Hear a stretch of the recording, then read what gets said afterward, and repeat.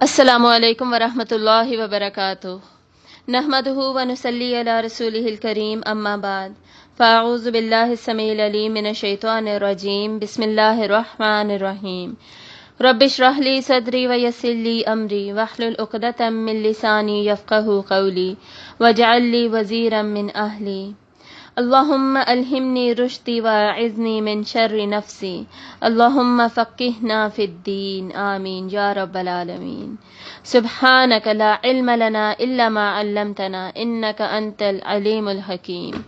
آج ہم سورۃ الاعلیٰ کو ڈسکس کریں گے۔ سورۃ الاعلیٰ مکی دور میں نازل ہوئی اور اس کی ٹوٹل 19 آیات ہیں۔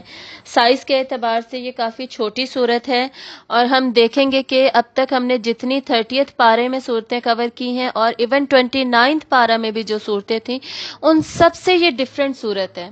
اس کا موضوع بھی فرق ہے اور اس کا جو اسٹائل ہے، اس کا اسلوب ہے، اس میں جو بات کی جا رہی ہے، ہر چیز میں ہم فرق دیکھیں گے۔ بیسکلی اس کا اسٹائل یا اس میں جو ٹاپک کور ہوتا ہے وہ زیادہ میچ کرتا ہے جو اس سے پہلے 28ویں پارے میں یا 28ویں سے بھی پہلے جو مکی صورتیں آتی ہیں، جو 3-4 پیجز پر مشتمل جو مکی صورتیں ہیں، جن میں آپ صلی اللہ علیہ وآلہ وسلم کو ڈائریکٹ مخاطب کیا جاتا ہے، پھر آپ کو مختلف حکم دیے جاتے ہیں کہ آپ تسبیح کریں، جیسے ہم نے مسبحات میں پڑھا تھا کہ آپ تسبیح کیجئے اور پھر ذکر کیجئے، پھر آپ صبر کیجئے، مشکل حالات کو کیسے ٹیکل کیجئے، آپ کی اسٹریٹجی کیا ہونی چاہیے، وہ ساری ڈسکشن ہوگی۔ بیسکلی اس صورت کا ٹاپک ہوگا کامیابی کا فارمولہ کیا ہے، اور اس صورت میں جو کامیابی کا فارمولہ دیا گیا ہے وہ ہے تزکیہ نفس، یعنی مقصود کیا ہے، خصوصاً اس صورت کا مقصود یا حاصل کیا ہوگا، تزکیہ نفس، اور تزکیہ نفس کرنے کے لیے ذریعہ کیا ہوگا، تسبیح اور ذکر۔ یہ اس صورت میں انشاءاللہ ہم اسٹڈی کریں گے، اور یہ سن کر آپ کو شاید آئیڈیا ہوا ہو کہ بہت ساری مکی صورتیں جن کا میں نے ابھی ذکر بھی کیا، جو تھوڑی لمبی ہیں، ان میں بھی یہی ٹاپک ڈسکس ہو رہا ہوتا ہے، تو وہ ان ساری صورتوں کا ایسے لگتا ہے کہ اس صورت میں خلاصہ کر کے پیش کر دیا گیا ہے۔ اس صورت میں انتہائی جامع اور مختصر ترین الفاظ میں وہی ٹاپکس پیش کر دیے گئے ہیں، تو یعنی کہ ایک ایک آیت میں نا پورا خزانہ چھپا ہوا ہے، اور تفصیلات، جتنی تفصیلات میں انسان جانا چاہے، ڈیٹیل میں جانا چاہے، وہ جا سکتا ہے، ان کو دیکھ سکتا ہے۔ اور مزید اس صورت کے بارے میں یہ سمجھ لیجئے کہ اس صورت میں ڈائریکٹ خطاب ہے آپ صلی اللہ علیہ وآلہ وسلم سے۔ آپ کو حکم دیا جا رہا ہے کہ کیا کرنا چاہیے اور کیا نہیں، لیکن یہ مخصوص حکم ہے اور اس کے ساتھ ساتھ عمومی معنی بھی ہم اس صورت میں سے لیں گے، یعنی ہم اسے ڈیفینیٹلی اپنے اوپر بھی اپلائی کریں گے۔ کیونکہ قرآن مجید تا قیامت تمام لوگوں کے لیے ہے اور ہم نے بھی اپنے لیسنز اسی میں سے لینے ہیں۔ تو جو آپ صلی اللہ علیہ وآلہ وسلم کو حکم دیا گیا، وہی آپ صلی اللہ علیہ وسلم کے ذریعے سے انڈائریکٹلی ہمیں بھی حکم دیا گیا کہ ہمارے لیے بھی کامیابی کا فارمولہ یہی ہے کہ ہم اپنا تزکیہ کریں، تزکیہ نفس کریں، اور وہ کیسے کریں، تسبیح کے ذریعے اور ذکر کے ذریعے۔ اس صورت کو انشاءاللہ ہم 4 سیکشنز میں اسٹڈی کریں گے۔ ویسے اگر کوئی سیکشن نہ بھی بنائیں صورت کا نا، تب بھی یہ فلو میں چلتی ہے، ایک ہی فلو میں اس کا اینڈ ہو جاتا ہے، ایسے لگتا ہے جیسے ایک ہی ٹاپک سٹارٹ ہوا ہے اور اسی کا اینڈ ہو گیا ہے اور کنکلوڈ کر دی گئی ہے صورت۔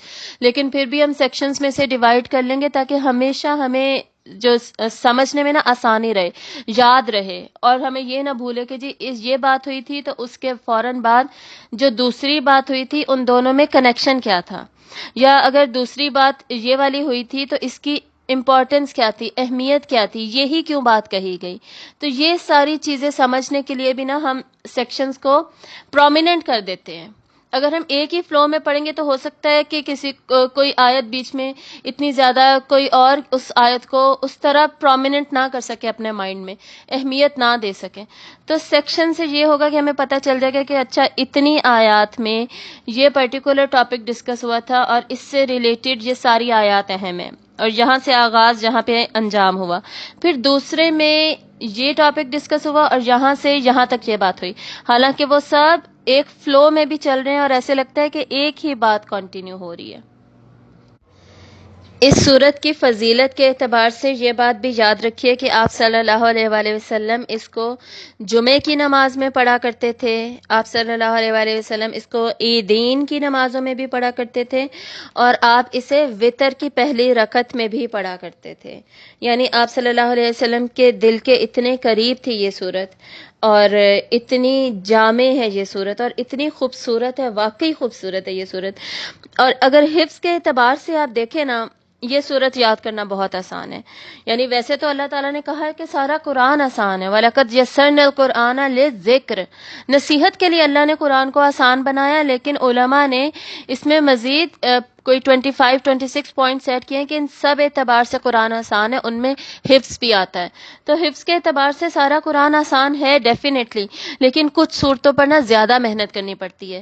یہ صورت ان صورتوں میں سے جس پہ اتنی محنت نہیں کرنی پڑتی۔ ایسے ردم میں یہ صورت چلتی ہے، الفاظ اس کے زبان پر لانا، اپنے آپ کو اس کی عادت بنانا آسان ہے۔ اس صورت کو یاد کرنا بہت آسان ہے۔ آپ ٹارگٹ رکھیے اپنا کہ آپ اس صورت کو سمجھتے ہیں، پھر آپ اس کا ترجمہ یاد کیجئے اور پھر اس کو حفظ کیجئے۔ انشاءاللہ یہ ایک دن میں نہیں تو 2 دن میں حفظ ہو جائے گی۔ چھوٹی چھوٹی آیات ہیں اور اس کا فلو ایسا ہے کہ آرام سے یاد ہو جاتی ہے۔ چلیے آغاز کرتے ہیں پہلی آیت فرسٹ سیکشن سے۔ بسم اللہ الرحمن الرحیم۔ سبح اسم ربک الاعلی، تسبیح کیجئے نام کی اپنے رب کے جو بہت بلند ہے۔ جب ہم نے مسبحات پڑھی تھی 28ویں پارے میں اور 27ویں سے ویسے آغاز ہو چکا تھا، اس میں ہم نے تسبیح کے ورڈ کو اور سبحہ کے ورڈ کو تفصیلاً دیکھا تھا، لیکن ایک دفعہ ہم اسے پھر ریوائز کر لیتے ہیں تاکہ ہمیں ہمیشہ یاد رہے۔ اور کیوں یاد رہے؟ کیونکہ بہت امپورٹنٹ ہے۔ اللہ کی تسبیح بیان کرنے کے کتنے زیادہ فضائل بتائے گئے ہیں۔ آپ صلی اللہ علیہ وآلہ وسلم نے فرمایا کہ اللہ کی تسبیح میزان کو بھر دیتی ہے، آدھے میزان کو بھر دیتی ہے۔ یعنی ہمارا آدھا جو میزان ہے ترازو ہے، اگر ہم اللہ کی تسبیح بیان کریں وہ آدھا ہمارا فل ہو جاتا ہے۔ تو یعنی کتنے زیادہ ہمارے چانسز بڑھ جاتے ہیں نا پھر جنت میں جانے کے اور اللہ کی خوشنودی حاصل کرنے کے۔ دوسرا تسبیحات ہی ہیں جو کہ آپ صلی اللہ علیہ وسلم نے ہمیں سکھائیں، جن کے نتیجے میں جنت میں ہمارے درخت لگتے ہیں۔ ایک تسبیح پڑھنے سے سبحان اللہ و بحمدہ سبحان اللہ العظیم درخت لگتے ہیں۔ پھر تسبیح فاطمہ میں بھی سبحان اللہ کا ورڈ آتا ہے۔ یعنی ہمارے کتنے اذکار میں ہم سیم تسبیح پڑھ رہے ہوتے ہیں، تو اس کے معنی کو سمجھنا اور خصوصاً اس کی اہمیت کو سمجھنا اور پھر اس کے ساتھ ریلیٹ کرنا بہت زیادہ ضروری ہے۔ کیوں؟ تاکہ وہ ہمیشہ ہمارے دل سے نکلے۔ جب دل سے نکلے گی بات تو ہی اس کا وہ نتیجہ بھی نظر آئے گا جو کہ ہونا چاہیے، چاہے وہ اس دنیا میں ہو یا وہ آخرت میں ہو۔ تو سبحہ کیا ہے؟ سبحہ کا بیسکلی مطلب ہوتا ہے ڈکشنری کے مطابق کہ تیزی سے حرکت کرتے ہوئے کسی چیز کی سطح کو برقرار رکھنا۔ مطلب یہ ہے کہ جیسے کوئی تیر رہا ہے، پرندہ تیر رہا ہے اور وہ اپنی سطح کو آسمان میں برقرار رکھ رہا ہے۔ اڑنے کو تیرنا ہی کہا جاتا ہے بیسکلی، عربی میں خصوصاً۔ تو وہ اپنی سطح کو برقرار رکھ رہا ہوتا ہے، یا پانی میں اگر کوئی تیر رہا ہے تو وہ اپنی سطح کو مسلسل برقرار رکھ رہا ہوتا ہے۔ اور ویسے سبحہ جو یہ متعدی فعل ہے، یعنی کسی اور کی سطح کو برقرار رکھنا۔ تو ہم اللہ کی تسبیح بیان کرتے ہیں۔ سبح یسبح تسبیح، یہ تفعیل کے وزن پہ ہے، اس کا مصدر ہے تسبیح۔ تو تسبیح کیا ہوتی ہے؟ جس کو ہم اگر کسی لے مین سے پوچھیں، عام انسان سے پوچھیں، وہ کیا جواب دے گا؟ اللہ کی پاکی بیان کرنا۔ پاکی کا کیا مطلب ہوتا ہے؟ مطلب اللہ تعالیٰ کی جو بلند ترین شان ہے، شان رفیع ہے، اس کو کسی بھی اعتبار سے گھٹایا نہ جائے، اس میں کسی قسم کی کمی نہ کی جائے۔ پاکی کو آپ ایک ورڈ سے یاد رکھیں گے، پرفیکشن۔ اللہ کی پرفیکشن کا بیان ہے تسبیح۔ مطلب اللہ تعالیٰ کی جو شان ہے اس کو کسی بھی اعتبار سے، کسی بھی انسان یا مخلوق سے ہم متشابہ نہیں کر سکتے۔ کوئی ایسا ورڈ، کوئی ایسی بات مجھ سے نہیں نکال سکتے کہ وہ تھوڑی سی بھی مشابہت آنے لگے۔ کوئی بھی ایسا تصور ہم اللہ کی ذات کے ساتھ وابستہ نہیں کر سکتے جو کہ اللہ کے شایان شان نہ ہو۔ اور مزید اس حقیقت کا یقین کہ اللہ میں کوئی ضعف، کوئی نقص، کوئی احتیاج، کوتاہی، عیب کچھ بھی نہیں.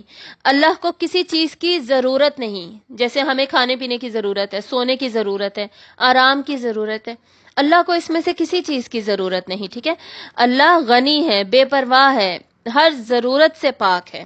اور اللہ میں عدم تکمیل نہیں، مطلب پرفیکشن ہے، مکمل ہے. اللہ انفینٹی سے ہے اور انفینٹی تک ہے.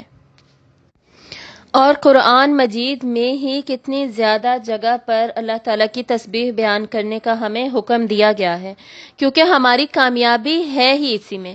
اور یہ میں شروع میں بتا دوں اور اینڈ میں دوبارہ ہم اسے ریلیٹ کریں گے کہ جو چاہتا ہے کہ وہ اپنا تزکیہ کرے. تزکیہ کی ڈیفینیشن ویسے ہم پہلے پڑھ چکے ہیں، لیکن اینڈ میں جب ورڈ آئے گا نا تب میں ریپیٹ کروں گی.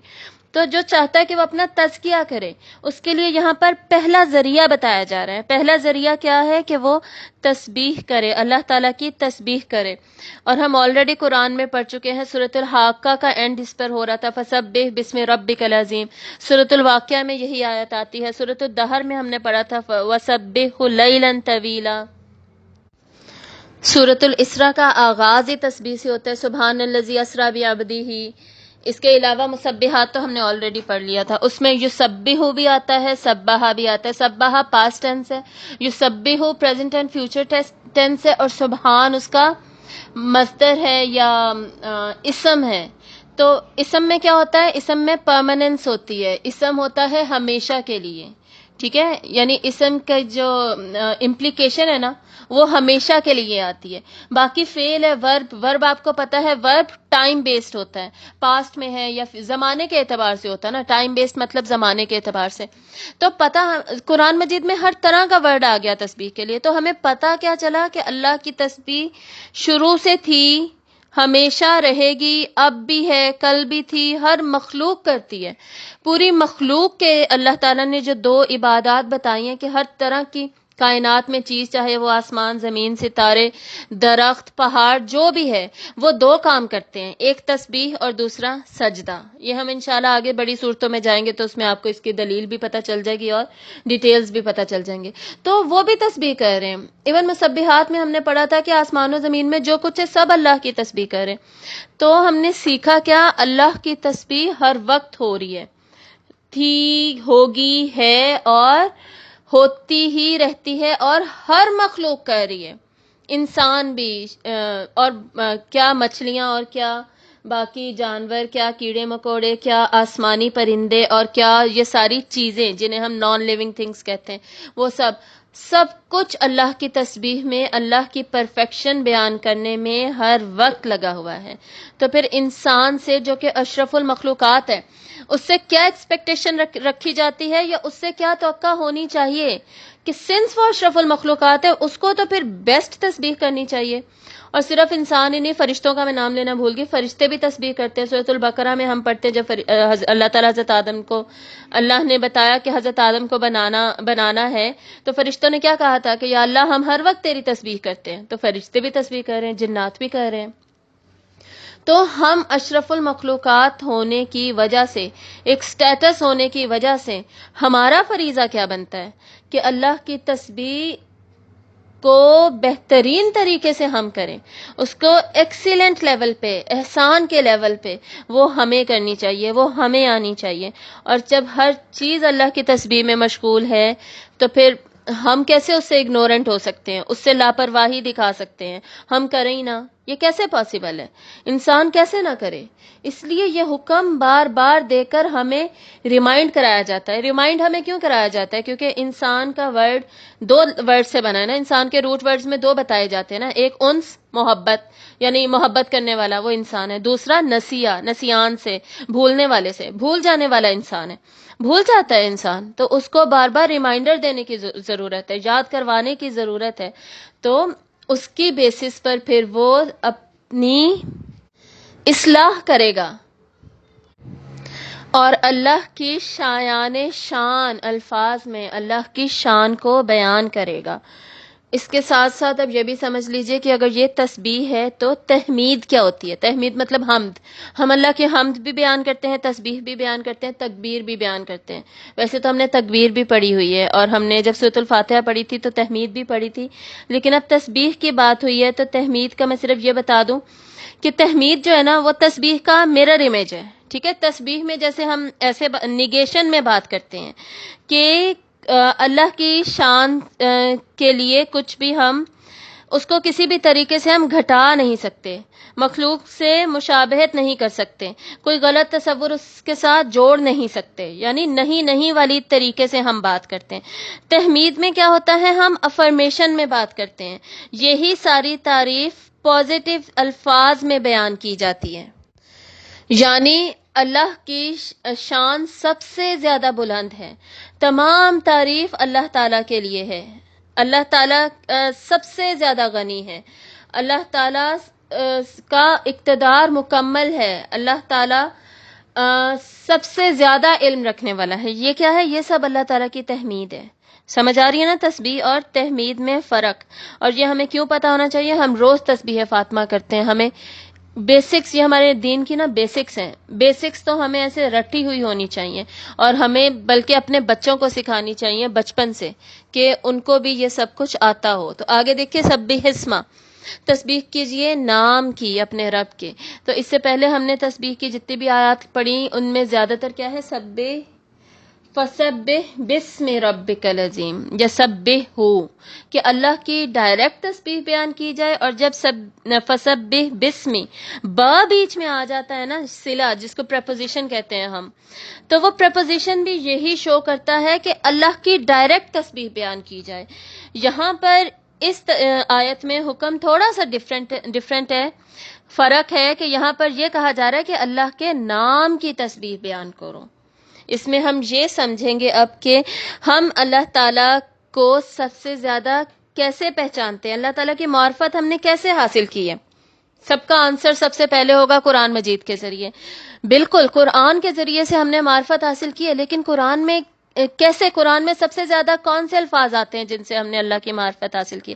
ہم نے اللہ کو پہچانا ہے، ہم نے اللہ کی ذات کو تو نہیں دیکھا، نہ سنا، نہ دیکھا، نہ ہمیں کچھ اور پتہ ہے، نہ ہم کسی اور طریقے سے احساس کر سکتے ہیں، نہ ہم کسی اور طریقے سے پتہ کر سکتے ہیں. تو قرآن میں سب سے زیادہ اللہ تعالیٰ کے اسماء الحسنی آتے ہیں. اللہ الغفور ہے، الودود ہے، الباری، المصور، الخالق. تو اللہ تعالیٰ کے اسماء الحسنی، اللہ تعالیٰ کے پیارے پیارے نام، اچھے نام، وہ بار بار ریپیٹ ہوتے ہیں قرآن میں. وہ مین ذریعہ ہے ہمارے پاس اللہ تعالیٰ کی پہچان کا، اللہ کی معرفت کا. تو یہاں پر خصوصاً ان ناموں کو پوائنٹ آؤٹ کیا جا رہا ہے. باقی میں ریپیٹ کر دیتی ہوں، باقی جو آیات ہم نے ابھی تک پڑھی تھی تسبیح کی، ان سب میں کیا تھا؟ اللہ کی ڈائریکٹ تسبیح بیان کی جائے، اللہ کی ذات کی. فرق یہاں پر کیا ہے؟ یہاں پر اللہ کے ناموں کی تسبیح بیان کی جائے، مطلب اللہ کے ناموں میں کسی قسم کی کمی بیشی نہیں کر سکتے. یہ اللہ کے ناموں کی پرفیکشن ہوگی، تسبیح ہوگی.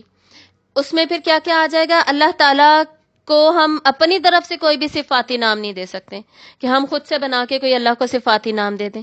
جو اللہ نے ہمیں بتائے ہیں صفاتی نام، وہ صفاتی نام ہوں گے. جو حدیث سے ہمیں پتہ چلے ہیں وہ اللہ تعالیٰ کے نام ہوں گے، ان کے ذریعے سے ہم اللہ تعالیٰ کو بلا سکتے ہیں. سورۃ الاعراف میں ہم دیکھتے ہیں وَلِلَّهِ الْأَسْمَاءُ الْحُسْنَى، اور اللہ ہی کے لیے ہیں سارے اچھے نام. کون سے اچھے نام؟ وہ جو اللہ نے ہمیں بتائے ہیں وہی والے.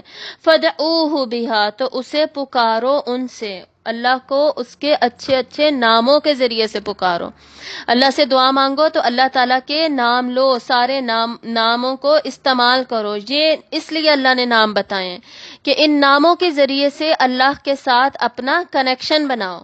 اسی لیے کتنی زیادہ آیات ہے، زیادہ تر آیات قرآن مجید کی، خصوصاً جو لمبی آیات ہیں، ان کا اینڈ کہاں پر ہوتا ہے؟ اللہ تعالیٰ کے ناموں پر. کیونکہ الٹیمیٹلی ہر جگہ پر گول یہی ہے کہ انسان اور رب کا ریلیشن سٹرونگ ہو، وہ تعلق بنے. ہم نے جب پہلا لیکچر دیا تھا، میں نے جب قرآن کی معرفت پر آپ لوگوں کو جب دیا تھا، اس میں نے کیا بات کی تھی کہ قرآن کا ٹاپک کیا ہے. ٹاپک ہے انسان اور رب کا تعلق کیسے بنے، رب اور عبد کا، بیسیکلی بندے کا اور اللہ کا، رب کا تعلق کیا ہے، کیسا ہونا چاہیے، کیا کریں کہ بنے گا وہی تو اس سب میں امپورٹنٹ کیا ہے، اللہ تعالیٰ کے نام. تو ہمیں سب سے پہلے یہ پتا چل گیا کہ ہم نے اللہ کے نام وہی پکارنے ہیں جو اللہ اور رسول صلی اللہ علیہ وآلہ وسلم نے ہمیں بتا دیے. دوسرا، ہم اس میں کوئی ایڈیشنز نہیں کر سکتے. ہم ایڈیشنز کیا کرتے ہیں، اللہ میاں نے یہ کہا ہے. میاں کیا ہے؟ میاں تو اللہ کا کوئی نام ہی نہیں ہے. سیکنڈلی، میاں کا کوئی اچھا مطلب بھی نہیں ہے. میاں تو ہم اپنے شوہر کو کہتے ہیں، یا میاں ایک ذات ہے.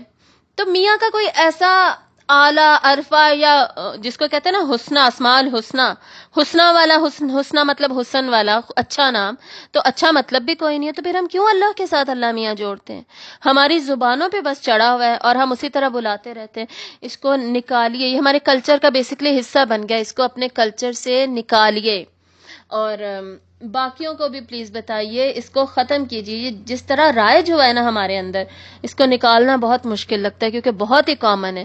لیکن سٹیپ لیجیے، قدم اٹھائیے، اس کو اپنے اندر سے بھی نکالیے، اپنے گھروں میں سے، اپنے کلچر میں سے نکالیے. اللہ نے اتنے زیادہ اپنے نام بتائے ہیں، 100 سے زیادہ اللہ نے ہمیں نام بتائے ہیں. اللہ تعالیٰ کی ہر شان کتنی ہے، ٹو دا انفینٹی ہے، لا تعداد ہے، ہمیں پتہ ہی نہیں ہے کتنی ہے نا. تو اللہ کے نام بھی ایسے ہی ہیں، ہمیں نہیں پتہ کتنے ہیں، لا تعداد ہے. تو اس میں پھر جو اللہ نے ہمیں بتا دیے، اللہ نے بس وہی ہمیں بتانے تھے، وہ ہمیں بتا دیے، کافی ہے ہمارے لیے. اس میں ہم ایڈیشنز نہیں کر سکتے. دوسرا، اور کیا کہتے ہیں جو سندھ کی طرف لوگ رہتے ہیں زیادہ تر، اللہ سائیں. اب سائیں اللہ کے ساتھ ہم کیوں لگائیں جب اللہ نے خود بتا دیا. اللہ تعالیٰ بولیں، اللہ سبحانہ و تعالیٰ بولیں، اللہ رب العزت بولیں، صرف اللہ بول دیں، الرحمن بول دیں، ارحم الراحمین. یعنی اتنے زیادہ نام تو ہیں اللہ کے، تو اپنی طرف سے پھر ہم کیوں لگا رہے ہیں؟ سائیں کیا ہوتا ہے؟ سائیں مطلب کسی بڑے انسان کو، کسی چودھری کو، کسی لیڈر کو سائیں کہہ دیا جاتا ہے. تو ہم اللہ تعالیٰ کے ساتھ ایسے جو اپنی طرف سے ہم نے نام بنائے ہوئے وہ اسماء الحسنہ میں شامل کر کے اللہ کے ساتھ نہیں لگا سکتے. یہ بھی ہم نے نکالنا ہے. اس کے علاوہ بھی میری نالج میں تو اتنے ہی ہیں، اگر آپ کی نالج میں اور بھی ایسی چیزیں جو ہم نے خود سے بنا کر لگائی ہوئی ہیں ان سب کو نکال دیں. تیسرا اس میں یہ آ جائے گا کہ اللہ کے ناموں میں کسی قسم کا الحاد نہیں کر سکتے. الحاد ہوتا ہے کسی بھی قسم کا ٹیڑھا پن، یعنی جو نام ہے اس کی جو اسپیسیفیکیشن ہے، جو اس کا میننگ ہے وہ وہی رہے گا، اس کو ویسے ہی ڈسکرائب کیا جائے گا، تفصیل بتائی جائے گی، ایکسپلین کیا جائے گا. اس میں خود سے کسی قسم کی تبدیلیاں ہم نہیں کر سکتے. خصوصاً الحاد میں وہ تبدیلیاں آتی ہیں جو کہ اللہ کی شان کو کسی نہ کسی طرح سے گھٹانے والی ہوں، نعوذ باللہ. ٹھیک ہے، تو وہ ہم نہیں کر سکتے. جیسے یہ مشرکین مکہ کہتے تھے کہ یہ رحمان کون ہے، ہم کسی الرحمان کو نہیں جانتے، الرحمان کوئی نہیں ہے. تو وہ اللہ تعالیٰ کے نام کی، صفاتی نام کو گھٹانے کی کوشش کر رہے تھے کہ یہ ایسا کچھ ہے ہی نہیں. ٹھیک ہے، اس کے علاوہ پھر ہم یہ بھی کرتے ہیں کہ جی ہم عملی طور پر اللہ کے کچھ نام مانتے ہیں، باقیوں کو ہم اگنور کر دیتے ہیں. جیسے ہم مانتے ہیں جی اللہ الغفور ہے، الودود ہے، الرحمن ہے، الرحیم ہے، یعنی رحم کرنے والا، پیار کرنے والا، معاف کرنے والا، یہ سب اللہ کی کوالٹیز ہیں. لیکن اللہ ذو انتقام بھی تو ہے، اللہ الجبار بھی تو ہے، اللہ رقیب بھی ہے، حسیب بھی ہے، اللہ مالک یوم الدین بھی ہے. یعنی اللہ نے حساب بھی لینا ہے، انتقام بھی لینا ہے، سزا بھی مل سکتی ہے، بدلہ بھی ہو سکتا ہے، یہ سارا کچھ ہوگا. تو یہ سارا کچھ ہوگا اور یہ سارا کچھ ہم کیا کرتے ہیں؟ اگنور کر دیتے ہیں، اسے پس پش ڈال دیتے ہیں کہ نہیں ہمیں تو نہیں سزا ملنی، ہم تو سارے ہی جنتی ہیں، سارے مسلمان جنتی ہیں. تو بھئی پھر اللہ کی پکڑ کس کے لیے؟ ہمارے لیے بھی ہے. جو گناہ کرتے ہیں ان کے لیے ہے پکڑ، اور ان کی ہوگی پکڑ. جو روز صبح اٹھ کر فجر نہیں پڑھتا اور جو سارے فجر پڑھتے ہیں، تو وہ کیا اللہ تعالیٰ انہیں برابر کر دیں گے؟ تو یہ تو عدل کا تقاضا ہی پورا نہیں ہوا نا. آپ نے عدل کا کانسیپٹ ہی ختم کر دیا لوگوں نے.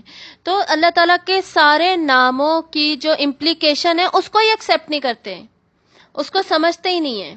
تو یہ بھی غلط ہے. پھر اس کے علاوہ اللہ تعالیٰ کے ناموں کو حفظ کرتے ہیں، یاد کرتے ہیں، لیکن ان کو سمجھتے نہیں ہیں. میننگ ہی نہیں سمجھتے. جب میننگ نہیں سمجھتے تو پھر اندر تبدیلی نہیں آتی. ہمارے اندر تبدیلی کیسے آئے گی جب ہم صرف رٹا ماریں گے؟ ثواب تو مل رہا ہوتا ہے لیکن جو حاصل ہے، جو مقصود ہے، دیکھیں ہر عبادت کا نا اللہ تعالیٰ نے مقصود بتایا ہے، مقصد بتایا ہے. ہر عبادت کا مقصود اللہ تعالیٰ نے ہمیں بتایا ہے. جیسے روزوں سے کیا مقصود ہے؟ تقوی، ہمارے اندر تقوی آ جائے. نماز سے کیا مقصود ہے؟ ہمارا تکبر چلا جائے، ہم اللہ کے بندے بن جائیں، جھک جائیں. زکوٰۃ سے کیا مقصود ہے؟ مال کی محبت دل سے نکل جائے. حج سے کیا مقصود ہے؟ حج بہت بڑی اجتماعی عبادت ہے. حج میں سارا کچھ شامل ہو جاتا ہے. کیا نماز اور کیا ذکر اور کیا قرآن، کیا قربانی، سارا کچھ حج کی عبادت میں شامل ہو جاتا ہے. اور جو حج پہ نہیں جاتے وہ انہی دنوں کی روزہ رکھنے کی فضیلت ہے. ان دنوں میں سارا کچھ شامل ہو جاتا ہے. اور اسی لیے حج کا جو اجر ہے وہ بھی اتنا بڑا ہے کہ انسان ایسے ہو جاتا ہے اگر مقبول حج ہے تو جیسے کہ وہ ابھی اپنے ماں کے پیدا ہوا ہے ابھی، اس طرح ہو جاتا ہے. یعنی سارے گناہ معاف. اتنا بڑا حج کا اجر ہے، وہ اتنی بڑی عبادت ہے. اس کا پھر کچھ مقصود ہے. اس کا کیا مقصود ہے؟ کہ پوری دنیا کی محبت ہمارے دل سے نکلے، اللہ کی محبت اس کی جگہ پر آ جائے. اسی طرح اسماء الحسنہ کا بھی ایک مقصود ہے کہ ہم اللہ کے ناموں جب ہم پڑھتے ہیں تو وہ بھی عبادت ہے نا. تو اس کا کیا مقصود ہے؟ کہ ہم اللہ کے ناموں کو سمجھیں، پھر ان کے ذریعے سے اللہ سے مانگیں. جب ہمیں اللہ کے رحم کی ضرورت ہے، اللہ کے رحم والے نام یوز کر کے پکار کر ہم اللہ سے مانگیں. جب ہمیں رزق کی ضرورت ہے، ہم اللہ یا رازق کہہ کر ہم اللہ تعالیٰ کو پکاریں اور اللہ سے مانگیں. تو جب وہ مقصود حاصل نہیں ہو رہا، اور یہ سورۃ الاعراف کی آیت بھی آپ نے پڑھ لی ہے، تو پھر بات تو نہیں بیٹھ رہی. پھر بات یعنی جیسے پزل میچ کرنے چاہیے تھے وہ نہیں ہو رہا، جو اصل میں ہونا چاہیے تھا وہ نہیں ہو رہا. لاسٹلی اس میں یہ بات کر لیتے ہیں کہ جو آپ صلی اللہ علیہ وآلہ وسلم نے فرمایا کہ اللہ تعالیٰ کے 99 نام ہیں، جو کوئی انہیں یاد کرے گا وہ جنتی ہے، جنت میں جائے گا. بالکل. لیکن اس سے کچھ لوگ یہ اخذ کر لیتے ہیں کہ اللہ کے صرف 99 نام ہیں. تو اس حدیث میں یہ نہیں لکھا ہوا کہ صرف 99 نام ہیں. اللہ کے یعنی 99 نام ہیں. مطلب آپ صلی اللہ علیہ وسلم نے اللہ کے جو 99 نام بتائے ہیں نا، انہیں حفظ کرنے والا جنت میں جائے گا. اس کے علاوہ بھی اللہ کے نام ہیں، اور بھی اللہ کے نام ہیں. قرآن مجید سے ہی ہمیں پتہ چل جاتا ہے. سورت ابھی ہم نے پڑھی تھی سورت البروج، اس میں تھا فعال لما یرید. جو قرآن میں جو نام ہے ان میں یہ نام تو جو ہمارے قرآن کے جو سٹارٹ میں لسٹ بنی ہوتی ہے، ان لسٹ میں یہ نام نہیں آتا نا. اس طرح قرآن میں بہت سارے نام ہیں جو اس لسٹ میں نہیں آتے. اور حدیث سے بھی ہمیں بہت سارے نام پتہ چلتے ہیں. اس سے پتہ چلا کہ وہ آپ صلی اللہ علیہ وسلم نے یہ بتایا کہ 99 نام جو یاد کر لے گا اس کے لیے بھی جنت ہے. لیکن نام اس سے بھی زیادہ ہیں. ٹھیک ہے، وہ اس میں اس کو اسپیسیفائز نہیں کیا گیا، اونلی نہیں کہا گیا.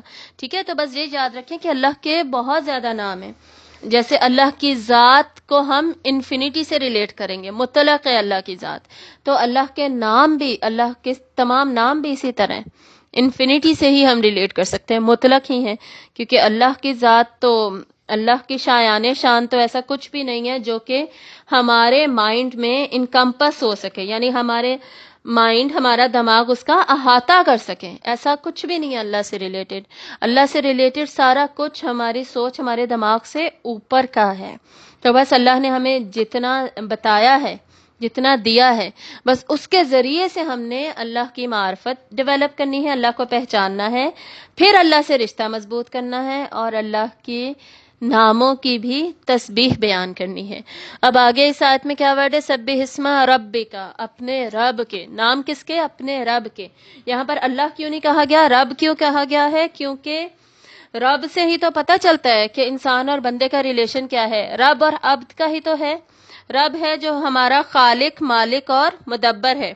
خالق جس نے ہمیں پیدا کیا، پھر مالک ایسے ہی ہمیں چھوڑ نہیں دیا، ہمیں اون کر رہا ہے، ہمیں پھر ہر چیز پہ بتا رہا ہے ایسے کرو ایسے نہ کرو، گائیڈنس دے رہا ہے. مالک ہی گائیڈنس دیتا ہے نا. پھر مدبر ہے، ہماری پلاننگ کی ہے پراپر. اس وقت میں تمہاری شادی ہوگی، اتنے تمہارے بچے ہوں گے، یہ تم پڑھو گے، یہ تمہارا کریئر ہوگا، ایسے تم دین کے لیے کام کرو گے. پلاننگ ہے پراپر، مدبر ہے.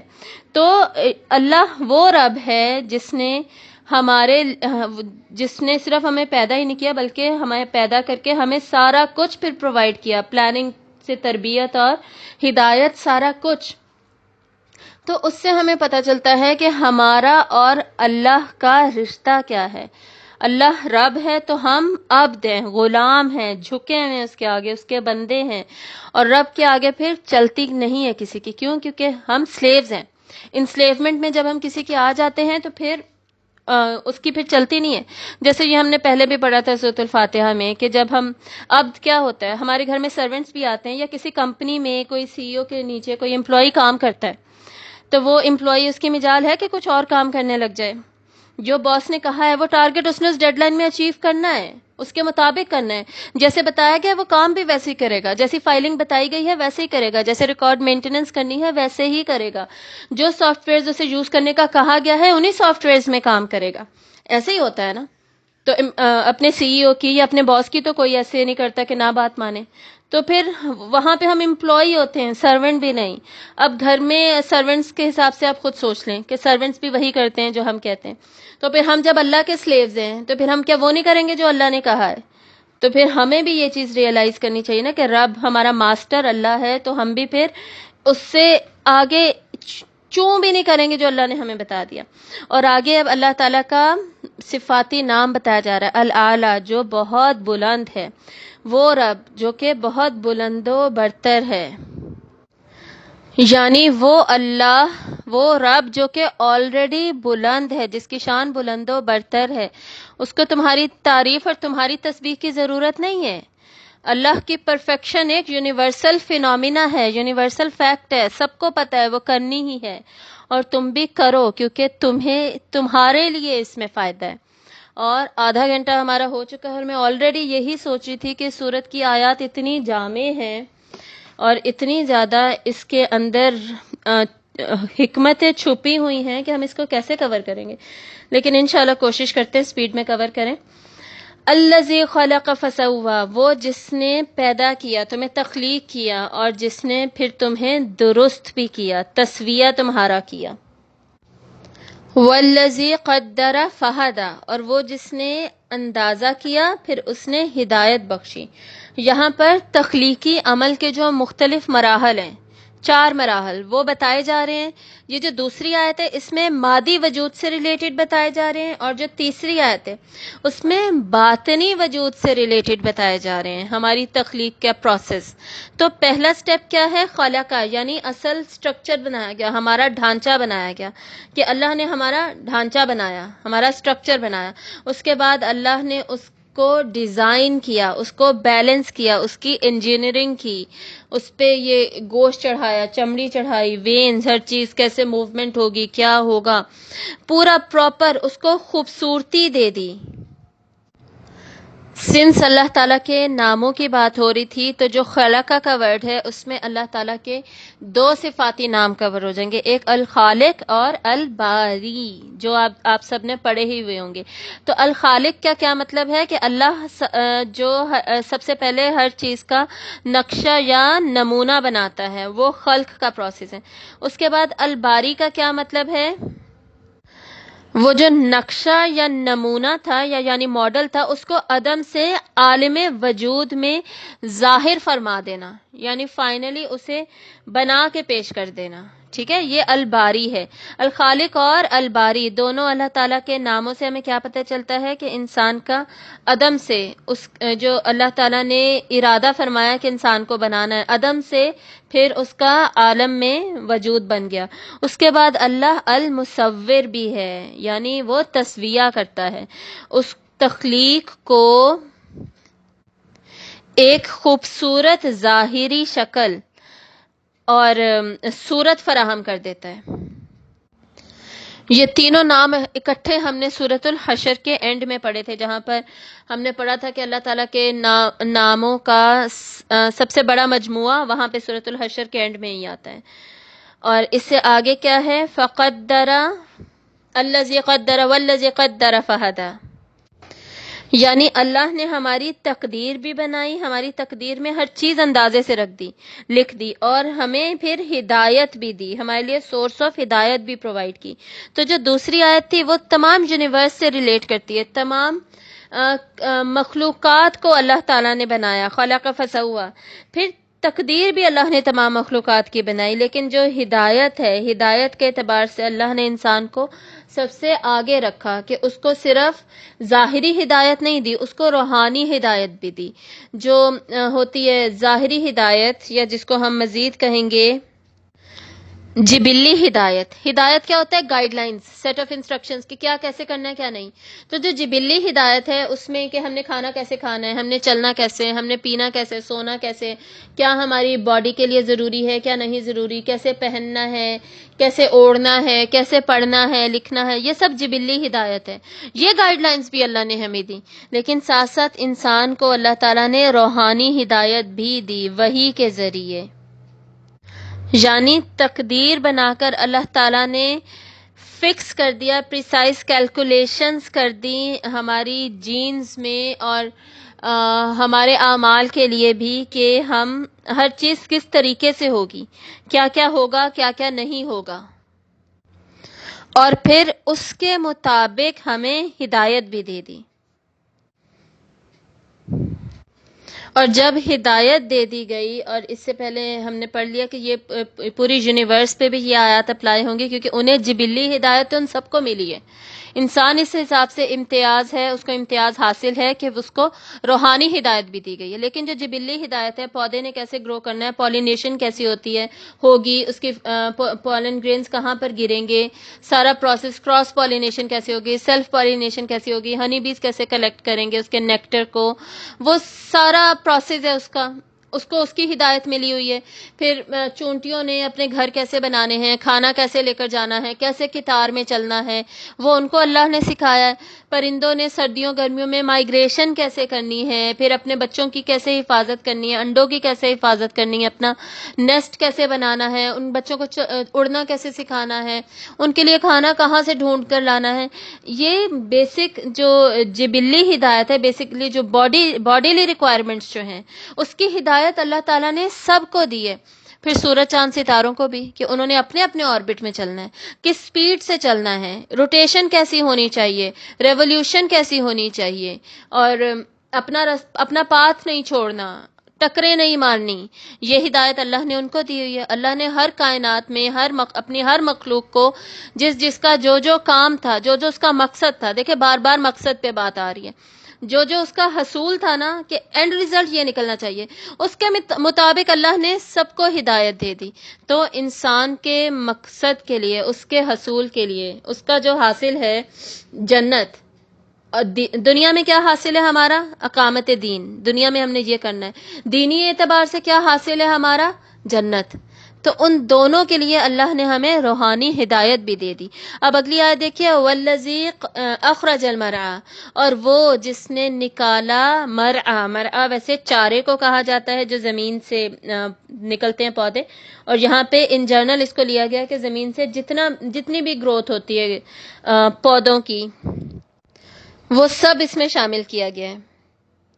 اور یہ یہاں پہ کیوں بتایا جا رہا ہے؟ اگلی آیت دیکھیے، فَجَعَلَهُ غُثَاءً أَحْوَىٰ، پھر اس نے اسے بتا دیا کوڑا سیاہ. غصہ ہوتا ہے کوڑا کرکٹ، بیسکلی جو ایکسٹرا چیزیں ہوں گی، ایکسٹرا اسٹف ہوگا، یعنی وہ اپنی میچورٹی کو، جو پودے ہیں وہ کوڑا کیسے بنتے ہیں، وہ ختم کیسے ہوتے ہیں، اپنی میچورٹی کو پہنچیں گے، میچورٹی کے لیول پر پہنچیں گے، اس کے بعد گلنا سڑنا شروع ہو جائیں گے اور ختم ہو جائیں گے. احوا سیاہ، احوا کہتے ہیں ڈارک کو، ڈارکسٹ کلر کو، darkest shade of red, green, blue, کسی کا بھی شیڈ لے لیں، اس میں جب سیاہی شامل ہو جاتی ہے، بلیکش ہونے لگتا ہے کوئی بھی کلر، اس کو احوا کہا جاتا ہے. یعنی ایک پودا جس کی گروتھ ہی ہوئی تھی ابھی زمین سے، پھر وہ پروان چڑھا ہے، اللہ نے اس کی تخلیق کی، اس کا تسویہ کیا، پھر اس کی تقدیر دی، پھر اس کو ہدایت دی، اور اینڈ ریزلٹ اس کا کیا نکل رہا ہے؟ وہ ختم ہو گیا، وہ میچورٹی کے لیول پر پہنچا، وہ اپنے بیسکلی انجام پہ پہنچ گیا، جو اینڈ ریزلٹ اس کا ہونا چاہیے تھا وہ اس کا ہو گیا. تو بتایا کیا جا رہا ہے کہ گھاس اور نباتات وغیرہ جو ہیں، جو ایک پروسیس سے گزرے، مراحل تھے نا، یہاں پہ پورا پروسیس تھا، پروسیس سے گزر کے اپنے انجام، اینڈ ریزلٹ کو پہنچ گئے. تو تمہیں بھی اللہ نے بنایا، تم بھی پروسیس سے گزرو گے اور گزر کے پھر اپنے اینڈ ریزلٹ پر پہنچ جاؤ گے. جیسے ہم سورۃ العلق میں بھی پڑھتے ہیں، اِنَّ إِلَىٰ رَبِّكَ الرُّجْعَىٰ، واپسی پھر اللہ ہی کی طرف ہے. اینڈ ریزلٹ ہمارا وہی ہے کہ فائنلی ہم نے یہاں سے جانا ہے، یہ مسافر خانہ ہے ہمارا، یہاں سے ہم نے جا کر الٹیمیٹلی اللہ کے سامنے حاضر ہو جانا ہے. اور اس کا صرف یہ ایک مطلب نہیں لیا گیا، بلکہ اس کا دوسرا مطلب جو کہ نکلتا ہے وہ یہ ہے کہ اینڈ ریزلٹ جو ہوتا ہے کسی بھی چیز کا وہ اس کی فائنل سٹیج آف میچورٹی ہوتی ہے. سب سے زیادہ میچور جو ہے وہ پروڈکٹ یا وہ مخلوق یا وہ نباتات ہو کچھ بھی ہو وہ اس وقت اس پہ پہنچ چکا ہوتا ہے. یعنی ہر ایک کی ابتدا ہوتی ہے بیسک سے، انیشیل سٹیجز سے، اور اس کے بعد وہ ایڈوانس میچورٹی کے لیول پہ فل بلوم پہ پہنچ جاتا ہے. تو غصاً احوا کا مطلب گھنی پیداوار بھی لیا گیا ہے کہ وہ ڈارکسٹ مطلب ڈارکسٹ ہو کے گھنی ترین پیداوار وہ بن جاتی ہے، اپنی میچورٹی کے لیول پہ پہنچ جاتی ہے. تو اسی طرح انسان بھی مختلف مراحل سے گزر کے اپنی ہدایت کو، جبلی ہدایت اور روحانی ہدایت، ان دونوں کو استعمال کرتے ہوئے میچورٹی کے لیول پر پہنچ جاتا ہے. اور یہ جو اس کا مطلب ہے یہ اگلی آیت سے ریلیٹ کرتا ہے، اور اگلی آیت سے ہمارا سیکنڈ سیکشن بھی سٹارٹ ہو جائے گا. 5th سیکشن تک ہم نے یہ پڑھا کہ وہ پروسیس کیا تھا اور اس میں انیشیل سٹیج سے میچورٹی لیول پر پہنچ گئی ہر مخلوق. اب سیکنڈ سیکشن میں ہم دیکھیں گے سنقریؤک فلا تنسا. شروع میں ہی میں نے بتایا تھا آپ صلی اللہ علیہ وسلم کو ڈائریکٹ خطاب کیا جا رہا ہے. جو پہلی آیت تھی اس میں حکم ہے، فعل امر ہے، سبح، اس کو کیا کہتے ہیں، فعل امر، جس میں حکم دیا جاتا ہے تسبیح کیجئے، کریں تسبیح کرنے کا. جب بھی کسی کو کچھ کرنے کا کہا جاتا ہے نا تو یہ ڈائریکٹ وہ خطاب ہوتا ہے. اس میں حاضر کا صیغہ یوز ہوتا ہے، مطلب وہ سامنے ہے، اس طرح یہ بات ہو رہی ہوتی ہے کہ تم یہ کرو، یہ وہ یہ کرے، ایسے نہیں ہوتا. یہ فعل امر کا مطلب ہوتا ہے کہ تم یہ کرو. ٹھیک ہے. تو اب 6th میں دوبارہ یہی والا اسلوب واپس آ رہا ہے. سنقریؤک فلا تنسا، ان قریب ہم پڑھا دیں گے آپ کو، آپ صلی اللہ علیہ وآلہ وسلم کو، پھر آپ نہیں بھولیں گے. تو کیا کہا جا رہا ہے کہ ابھی آپ صلی اللہ علیہ وسلم کو ہم قرآن پڑھا دیں گے. پہلے اس کا ترجمہ سمجھ لیجئے پھر پیچھے ریلیٹ کرتے ہیں کہ قرآن مجید آپ اتنی پریشانی لے رہے ہیں، آپ کو یہ فکر لاحق ہے، آپ جلدی جلدی وحی کو پڑھنے کی کوشش کرتے ہیں، آپ اس بات پر پریشان. جب حضرت جبرائیل آتے تو آپ صلی اللہ علیہ وسلم سے جلدی جلدی پڑھتے، بار بار پڑھتے کہ کہیں میں بھول نہ جاؤں، میرے دل سے نہ نکل جائے، کہیں میں کوئی ورڈ آگے پیچھے نہ کر دوں. تو اللہ تعالیٰ کیا کہہ رہے ہیں کہ آپ اس معاملے میں پریشان نہ ہوں. آپ کو یہ فکر ہے کہ کہیں کوئی لفظ ادھر ادھر نہ ہو جائے، کہیں کوئی مکس نہ ہو جائے، کہیں کچھ رہ نہ جائے، کہیں میں کچھ بھول نہ جاؤں. اور آپ کو پتہ ہے کہ قرآن مجید تدریجاً نازل ہوا تھا. کچھ آیات پہلے نازل ہوئیں کسی ایک پرٹیکولر سورت کی.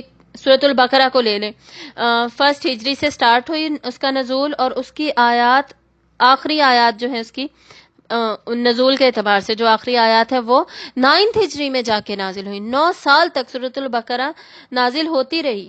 اسی طرح اور بھی بہت ساری صورتیں ہیں، اور جو ایک ہی فلو میں ایک ہی دفعہ صورتیں نازل ہوئیں. چھوٹی صورتیں تو ہیں اس میں، لیکن بڑی صورتوں میں سے صرف سورۃ الانعام ہے جس کے بارے میں کہا جاتا ہے وہ ایک ہی دفعہ نازل ہوئی تھی، اور اس کو 70,000 فرشتے اس کے پہلو میں آئے تھے اس کے ساتھ، اس کے نزول کے لیے. کیونکہ اس کی عظمت کو شو کرنے کے لیے. تو انشاءاللہ جب سورۃ الانعام ہم پڑھیں گے تو تب ہم یہ ڈسکس کریں گے. تو بات ہم کیا کر رہے تھے کہ قرآن مجید کا نزول اس طرح ہوا، پھر آیات فکس کرنی ہوتی تھیں، اور اس کے بعد پھر صورتیں بھی ترتیب سے تو نازل نہیں ہوئی تھی. آخری صورتیں جو اب ہم پڑھ رہے ہیں وہ شروع میں نازل ہوئی تھی. جو شروع میں صورتیں ہیں وہ مدینہ میں بیچ بیچ میں نازل ہوئی تھی. وہ ترتیب بھی رکھنی تھی، وہ ترتیب بھی آپ صلی اللہ علیہ وسلم نے یاد رکھنی تھی. تو اللہ تعالیٰ کہہ رہے ہیں کہ آپ فکر نہ کریں، آپ اس سب کی فکر نہ کریں کہ آپ کو یہ سب بھول نہ جائے، یہ سب کچھ مکس نہ ہو جائے، کچھ یاد نہ رہے.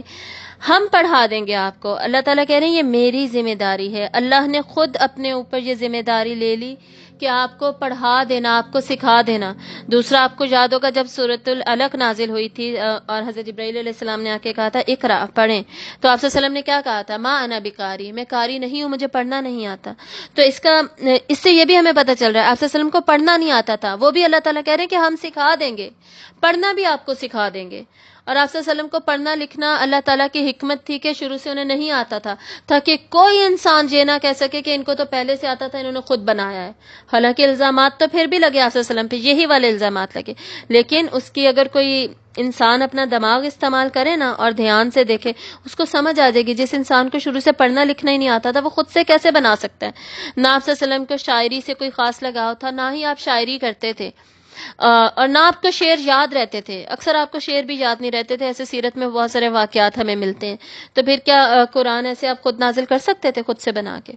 تو یہ سارا کچھ اللہ تعالیٰ نے آپ صلی اللہ علیہ وسلم کی شخصیت میں رکھا تاکہ یہ ثابت ہو سکے کہ قرآن آپ کا کلام نہیں، انسان کا کلام نہیں، یہ اللہ رب العزت کا کلام ہے۔ تو اللہ تعالیٰ کیا کہہ رہے ہیں؟ آپ کو پڑھنا بھی نہیں آتا تھا، ہم پڑھا دیں گے، آپ کو ہم سکھا دیں گے۔ اللہ تعالیٰ آپ کو قرآن سے ریلیٹڈ ہر چیز، اس کے جمع، اس کی تدوین، اس کی کتابت، اینڈ تک، شروع سے اینڈ تک سب کچھ اللہ تعالیٰ نے ساری ذمہ داری قرآن مجید کی خود لے لی، اور یہ ہم آلریڈی سورۃ القیامہ میں پڑھ چکے ہیں۔ سورۃ القیامہ میں جو مضمون آیا تھا اس کا جو سٹارٹ ہے وہ یہ ہے، یہ آیات پہلے نازل ہوئی تھی، اس کے بعد سورۃ القیامہ میں اس مضمون کی تکمیل ہے، اور اس میں ہم نے کیا دیکھا تھا؟ لا تحرک به لسانک لتعجل به، آپ صلی اللہ علیہ وسلم اپنی زبان کو تیزی سے حرکت مت دیں جلدی کے لیے کہ کہیں بھول نہ جائے۔ یہاں پہ بھی اسی چیز سے منع کیا جا رہا ہے۔ ان علینا جمعہ وقرآنہ، اس کو جمع کرنا، قرآن اس کو لکھنا، اس کو پڑھنا ہماری ذمہ داری ہے۔ فاذا قرأناہ فاتبع قرآنہ ثم ان علینا بیانہ، اس کا ایون بیان بھی ہماری ذمہ داری ہے۔ اللہ نے اس کے بیان کے لیے بھی خود ذمہ داری لے لی کہ اس کو پڑھا کیسے جائے گا، اور آپ دیکھیں تجوید بھی ابھی تک محفوظ ہے، مخارج ابھی تک محفوظ ہیں، قرات 7 قراءات ہیں وہ ابھی تک محفوظ ہیں، 10 قراءات ہیں بلکہ وہ محفوظ ہیں ابھی تک، کوئی تبدیلیاں نہیں ہیں ان میں۔ قرآن مجید کا ترجمہ، تفسیر، کلاسیکل عربک کو اللہ نے محفوظ کر دیا، ڈکشنریز، پرانی پوئٹری جس سے ورڈز کے میننگ سمجھ کر ہم قرآن کو سمجھتے ہیں، وہ سب ہمیں بچپن سے ہمیں کیا پتہ ہوتا ہے؟ صرف ہمیں ایک آیت پتہ ہوتی ہے، انا نحن نزلنا الذکر و انا علیہ لحافظین، کہ قرآن مجید کی حفاظت کرنا اللہ کی ذمہ داری ہے۔ ہمیں صرف یہ پتہ تھا، ہمیں یہ سب پتہ ہی نہیں تھا کہ جی یہ سب بھی اللہ نے اپنی ذمہ داری لی تھی۔ تو حفاظت کی بھی اللہ نے خود ذمہ داری لی، پھر اس کا پڑھنا، لکھنا، سکھانا، سیکھنا، سمجھنا، ہر چیز کی اللہ نے ذمہ داری لی۔ اور اللہ تعالیٰ کیا کہتے ہیں کہ تم میری طرف 1 قدم تو آؤ، میں تمہاری طرف 10 قدم آؤں گا، جو میری طرف چل کر آئے گا میں اس کی طرف دوڑ کر آؤں گا۔ یہ حدیث قدسی ہے نا، تو جو اللہ کے قرآن کو سمجھنے کے لیے کوشش کرے گا، اللہ کی طرف جلدی جائے گا، یعنی اللہ کی طرف جائے گا، کوششوں میں لگا رہے گا، کہ اللہ تعالیٰ اسے سکھائیں گے نہیں؟ کہ اللہ تعالیٰ اسے قرآن نہیں سکھائیں گے، تفسیر نہیں بتائیں گے، اس کے لیے آسانیاں نہیں پیدا کریں گے کہ وہ سمجھنے لگے؟ ایک ہی آیت کو، ایک ہی سورت کو بار بار پڑھیں، نئی چیزیں پتہ چلنے لگتی ہیں۔ بلکہ میں نے کچھ دن پہلے ڈسکس کیا تھا کہ جب آپ حفظ کرنے لگتے ہیں اور آپ حفظ کرتے ہیں، مزید راز آپ پر کھلنے لگتے ہیں، مزید معجزات قرآن مجید کے نظر آنے لگتے ہیں، مزید آیات کا کنیکشن کلیئر ہو جاتا ہے، اور آپ حفظ کرنا شروع تو کریں، اللہ تعالیٰ خود آسانیاں پیدا کر دیتے ہیں اور انسان کو اتنی آسانی سے یاد ہونے لگ جاتا ہے۔ یہ واحد کتاب ہے جو کہ انسانوں کے سینوں میں جمع ہے۔ اس والیوم کی کتاب مکمل ورڈ ٹو ورڈ، کوئی اور ایسی کتاب ہو جو کسی کے سینے میں جمع ہو؟ کوئی بھی نہیں، سب سے قرآن ہی ہے بس۔ تو یہ کتنا بڑا معجزہ ہے، اور اللہ نے اس سب کی ذمہ داری لی۔ تو اس آیت کا پیچھے کیا کنیکشن بنتا ہے؟ جیسے ہر چیز انیشیل سٹیج سے شروع ہوتی ہے، تدریجن چلتی ہے، تدریجن مطلب آہستہ آہستہ ایک پروسیس کے تھرو، مراحل سے گزر کر میچورٹی کے لیول پہ پہنچتی ہے۔ تو ابھی قرآن کی انیشیل سٹیجز ہیں، یہ مکی صورت ہے، ابھی قرآن مجید نازل ہو رہا ہے، ابھی آپ اس کو بس لیجئے، ذکر کیجئے، تسبیح کیجئے، نماز پڑھیے۔ سورۃ المزمل میں ہم نے پڑھا تھا نا، قرآن کا نزول اور پھر قرآن کو قیام اللیل میں پڑھنا، اور رات میں لمبے قیام کرنا، اس میں تلاوت کرنا۔ اب اس پہ ہم نے اتنی لمبی ڈسکشن کر لی تھی، میرے خیال میں اس کو نہ چھیڑیں۔ ہم نے آلریڈی دیکھ لیا تھا کہ آپ صلی اللہ علیہ وسلم نے کیا فرمایا، بہترین نماز وہ ہے جس کا قیام سب سے لمبا ہے۔ اور قیام لمبا ہونے کا کیا مطلب ہے؟ کہ اس میں تلاوت کی جا رہی ہے نا، اللہ کے سامنے کھڑے ہو کے اللہ کی ہی باتیں اللہ سے کی جائیں گی۔ تو وہ باتیں کیسے کی جائیں گی؟ اس قرآن کے ذریعے۔ تو یہ انیشیل سٹیجز تھیں۔ اس کے بعد میچورٹی کا لیول آئے گا، وہ میچورٹی کا لیول جہاں پر تمام وحی نازل ہو چکی ہوگی، اس کی ارینجمنٹ اللہ تعالیٰ بتا چکے ہوں گے، وہ سب پھر اس طرح ارینج ہو جائے گا۔ تمام حفاظ، کتنے حفاظ اس وقت مدینہ میں، ان سب کے سینوں میں محفوظ ہو چکا ہوگا، جمع ہو چکا ہوگا۔ پھر اس کی تدوین ہوگی، پھر اس کی کتابت ہوگی. یہ جو میچورٹی کا لیول ہے بتدریج وہی کا گزر ہوگا ان سارے مراحل سے، اور وہ لیول آ جائے گا. یہ بھی ہوگا، آپ پریشان مت ہوں. پھر آپ بھولیں گے نہیں، آپ کے ذہن سے کچھ نہیں نکلے گا، آپ اس معاملے میں پریشان مت ہوں. یہ کنیکشن اس کا پیچھے سے. الا ماشاء اللہ، مگر جو چاہے اللہ. یہاں پر اللہ تعالی کی قدرت کے اظہار کے لیے یہ بتایا جا رہا ہے کہ اللہ تعالیٰ ہر چیز پر قادر ہے. اس کے حکم اور اس کے اذن کے بغیر کوئی کچھ بھی نہیں کر سکتا اور کچھ بھی نہیں ہو سکتا. یعنی اللہ تعالیٰ کے مکمل اختیار کا ظہور یہ ہے کہ اگر اللہ چاہے کسی کے حافظے میں سے کوئی چیز نکالنا تو اسے کوئی روک تو نہیں سکتا، اللہ کو کوئی نہیں روک سکتا. اور اگر اللہ چاہے کہ یہ حفظ ہی رہے اور یہ بالکل اس میں چینجز نہ ہو، کوئی تبدیلی نہ ہو، جیسے وہی نازل ہوئی ہے، جیسے اللہ نے چاہا کہ قرآن کی ارینجمنٹ ہم تک پہنچے، جیسے ہو، جیسے الفاظ لکھے جائیں گے، سیم ایگزیکٹلی اسی طرح یہ سارا ہوگا. یہ اللہ کی قدرت ہے کہ اس میں پھر کوئی تبدیلی نہیں ہو سکتی. اللہ تعالیٰ کی قدرت کا اظہار کیا جا رہا ہے اس آیت میں. پچھلی آیت سے ریلیٹ کریں گے قرآن کے متعلق. اور آگے کیا کہا جا رہا ہے؟ اِنَّهُ يَعْلَمُ الْجَهْرَ وَمَا يَخْفَى، بے شک وہ جانتا ہے ظاہر کو اور اس کو جو پوشیدہ ہے. مطلب آپ صلی اللہ علیہ وسلم ظاہری طور پر اونچا، جہر اونچی آواز کو کہتے ہیں نا، جہری نمازیں ہوتی ہیں اونچی آواز میں پڑھنا. آپ اونچی قرات کر رہے ہیں کہ آپ کو جلدی یاد ہو جائے. آپ دھیمے قرات کر رہے ہیں، آپ محفل میں ہیں، ادھر ادھر ہیں، لوگوں میں، آپ دل میں آپ کے تلاوت چل رہی ہے، کہیں آپ بھول نہ جائیں. آپ جو اونچی آواز میں پڑھ رہے ہیں، جو آپ ہلکی آواز میں پڑھ رہے ہیں، جس طرح آپ اپنے آپ کو یاد کروانے کی کوشش کر رہے ہیں، ریمائنڈ کروانے کی کوشش کر رہے ہیں، وہ سب کچھ اللہ تعالیٰ جانتا ہے. اللہ تعالیٰ آپ کی کوششوں کو جانتا ہے. آپ اس پورے پروسیس میں جیسے جیسے کوشش کرنے کی میں لگے ہوئے ہیں، آپ کوشش کر رہے ہیں، اللہ اس کو جانتا ہے. تو آپ پریشان نہ ہو. اللہ کی مشیت ہے، اللہ کے ہاتھ میں ہے سارا کچھ. اللہ اپنی قدرت کا ظہور کرے گا، یہ آپ کو یاد ہو جائے گا. الٹیمیٹلی قرآن اپنے میچورٹی کے لیول کو پہنچے گا، کتاب کی فارم میں ہمارے پاس ہوگا. اب یہاں پہ کتاب کا ذکر نہیں ہے، لیکن یعنی الٹیمیٹلی جمع تو ہو گیا نا. آپ صلی اللہ علیہ وسلم کے زمانے میں دلوں میں مکمل قرآن اسی ترتیب میں جمع ہو چکا تھا. اس کے بعد حضرت ابو بکر رضی اللہ تعالیٰ عنہ کے زمانے میں اس کی تدوین سٹارٹ ہو گئی تھی، کتابت کی شکل سٹارٹ ہو گئی تھی. حضرت عثمان رضی اللہ تعالیٰ عنہ کی خلافت میں الٹیمیٹلی کتابت ہو چکی تھی. ٹھیک ہے. اور قرآن مجید کا لکھنا آپ صلی اللہ علیہ وسلم کے زمانے میں ہی شروع ہو چکا تھا. سینوں میں مکمل ہو چکا تھا، لیکن لکھنا بھی سٹارٹ ہو چکا تھا. کچھ صحابہ نے کچھ آیات لکھی ہوئی تھی، کچھ نے کچھ صورتیں لکھی ہوئی تھی، اس طرح یعنی پروسیس میں تھا. لیکن پھر اس کو بائنڈنگ کر دی گئی الٹیمیٹلی اینڈ میں حضرت عثمان کے زمانے میں. ٹھیک ہے. تو آگے دیکھیے وَنُيَسِّرُكَ لِلْيُسْرَىٰ، اور ہم آسانی کر دیں گے آپ کے لیے، آسان رستے کی. یعنی اس پروسیس میں ہم آپ کے لیے آسانی کر دیں گے. مطلب ایک تو قرآن کے لیے آسانی کر دیں گے. ابھی جو آپ کو عمل مشکل لگ رہا ہے، اور صرف یہی مشکل نہیں ہے، آپ کے ارد گرد ایکسٹرنل فیکٹرز اتنے زیادہ ہیں جو آپ کے لیے مشکلات کریٹ کر رہے ہیں. تو ان ساری مشکلات میں سے بھی آپ رفتہ رفتہ آہستہ آہستہ گزر جائیں گے. ہم رستے بنا دیں گے، آپ تدریجاً اس میں سے گزریں گے، اور الٹیمیٹلی قرآن بھی مکمل ہو جائے گا. پھر قرآن کا غلبہ بھی ہوگا، مسلمانوں کا غلبہ بھی ہوگا، اقامت دین بھی ہوگا. اور الٹیمیٹلی یسرا جو ہے، الجسرا وہ جنت کا ایک نام بھی ہے. تو فائنلی آپ آسانی پر پہنچ جائیں گے، آپ جنت میں پہنچ جائیں گے. یعنی وہی بات جو پہلے بھی ہم نے کی تھی، انیشیل سٹیجز سے بات شروع ہوئی، اور میچورٹی کے لیول پہ، میچورٹی اور جو اینڈ ریزلٹ ہونا چاہیے، جو نتیجہ ہونا چاہیے، اس پر بات پہنچ گئی. اور جیسے اوپر بھی ہم نے پڑھا تھا خلق فسوى والذی قدر فہدی، اللہ نے ہر چیز کی ڈیزائننگ اینڈ پلاننگ کر رکھی ہے. تو اس سب کی بھی، اس پروسیس کی بھی ڈیزائننگ اینڈ پلاننگ ہو چکی ہے، اس میں آپ فکر مت کیجیے. یعنی تمام سختیاں آسان ہو جائیں گی، سہل ہو جائیں گی. صرف جنت کی ہی بات نہیں ہے بلکہ دنیا میں بھی.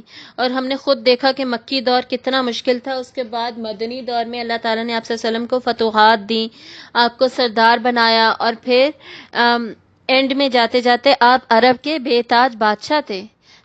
پورا عرب آپ کو مان چکا تھا، دور دور سے وفد آتے تھے اسلام قبول کرنے کے لیے، اسلام کے بارے میں جاننے کے لیے، اور جو نہیں مانتے تھے، جو نہیں قبول کرتے تھے، وہ پھر فدیہ دیتے تھے. یعنی وہ ایک اسلامک سوسائٹی کے انڈر پورا سسٹم آ چکا تھا. آپ نے اقامت دین پورے عرب میں کر کے دکھایا. آپ نے وہ مقصد جو تھا، مقصد اس کو اس کے میچور لیول پہ، میچورٹی کے لیول پہ پہنچا کر دکھایا. الٹیمیٹلی آسانی پیدا ہو گئی. اور اس کا یہ مطلب بھی لیا گیا ہے کہ اللہ تعالیٰ آپ کے باطنی کیفیات میں آسانی پیدا کر دیں گے. آپ کے یعنی ارادے میں، سوچ میں. ابھی بہت شروع میں جب انسان پر مشکلیں آتی ہیں، آپ صلی اللہ علیہ وسلم کو جب نبوت دی گئی اور آپ صلی اللہ علیہ وسلم حضرت خدیجہ کے ساتھ جب ان کے چچا کے پاس گئے، ورقہ بن نوفل کے پاس، تو انہوں نے کیا کہا تھا کہ آپ کے لوگ آپ کو یہاں سے نکالیں گے تو اگر میں زندہ ہوں اس وقت تک تو میں ضرور آپ کا ساتھ دوں گا. تو آپ صلی اللہ علیہ وسلم نے کیا کہا تھا؟ کیا میرے لوگ مجھے نکال دیں گے یہاں سے؟ یعنی کیسا دکھ اور تکلیف اور کیسا دھچکا لگا تھا.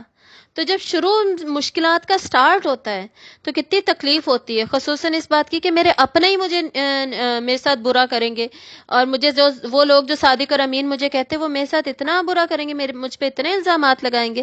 شروع میں دھچکے زیادہ لگتے ہیں، آہستہ آہستہ وہی باطنی کیفیات بدلنے لگتے ہیں، ارادے اور سوچ میں مضبوطی آتی ہے اور ایکسیپٹنس پیدا ہو جاتی ہے انسان کے اندر. انسان اپنے حالات کو قبول کرنے لگتا ہے، اس کے مطابق اپنی اسٹریٹجیز بناتا ہے، اور پھر باہر کے حالات اس کو اتنے زیادہ اس کے صرف اس کو پرسنلی نہیں، اس کے گولز کو اور اس کے ٹارگٹس کو اتنا پھر افیکٹ نہیں کرتے، اور اس کو وہ حالات پھر آسان لگنے لگتے ہیں.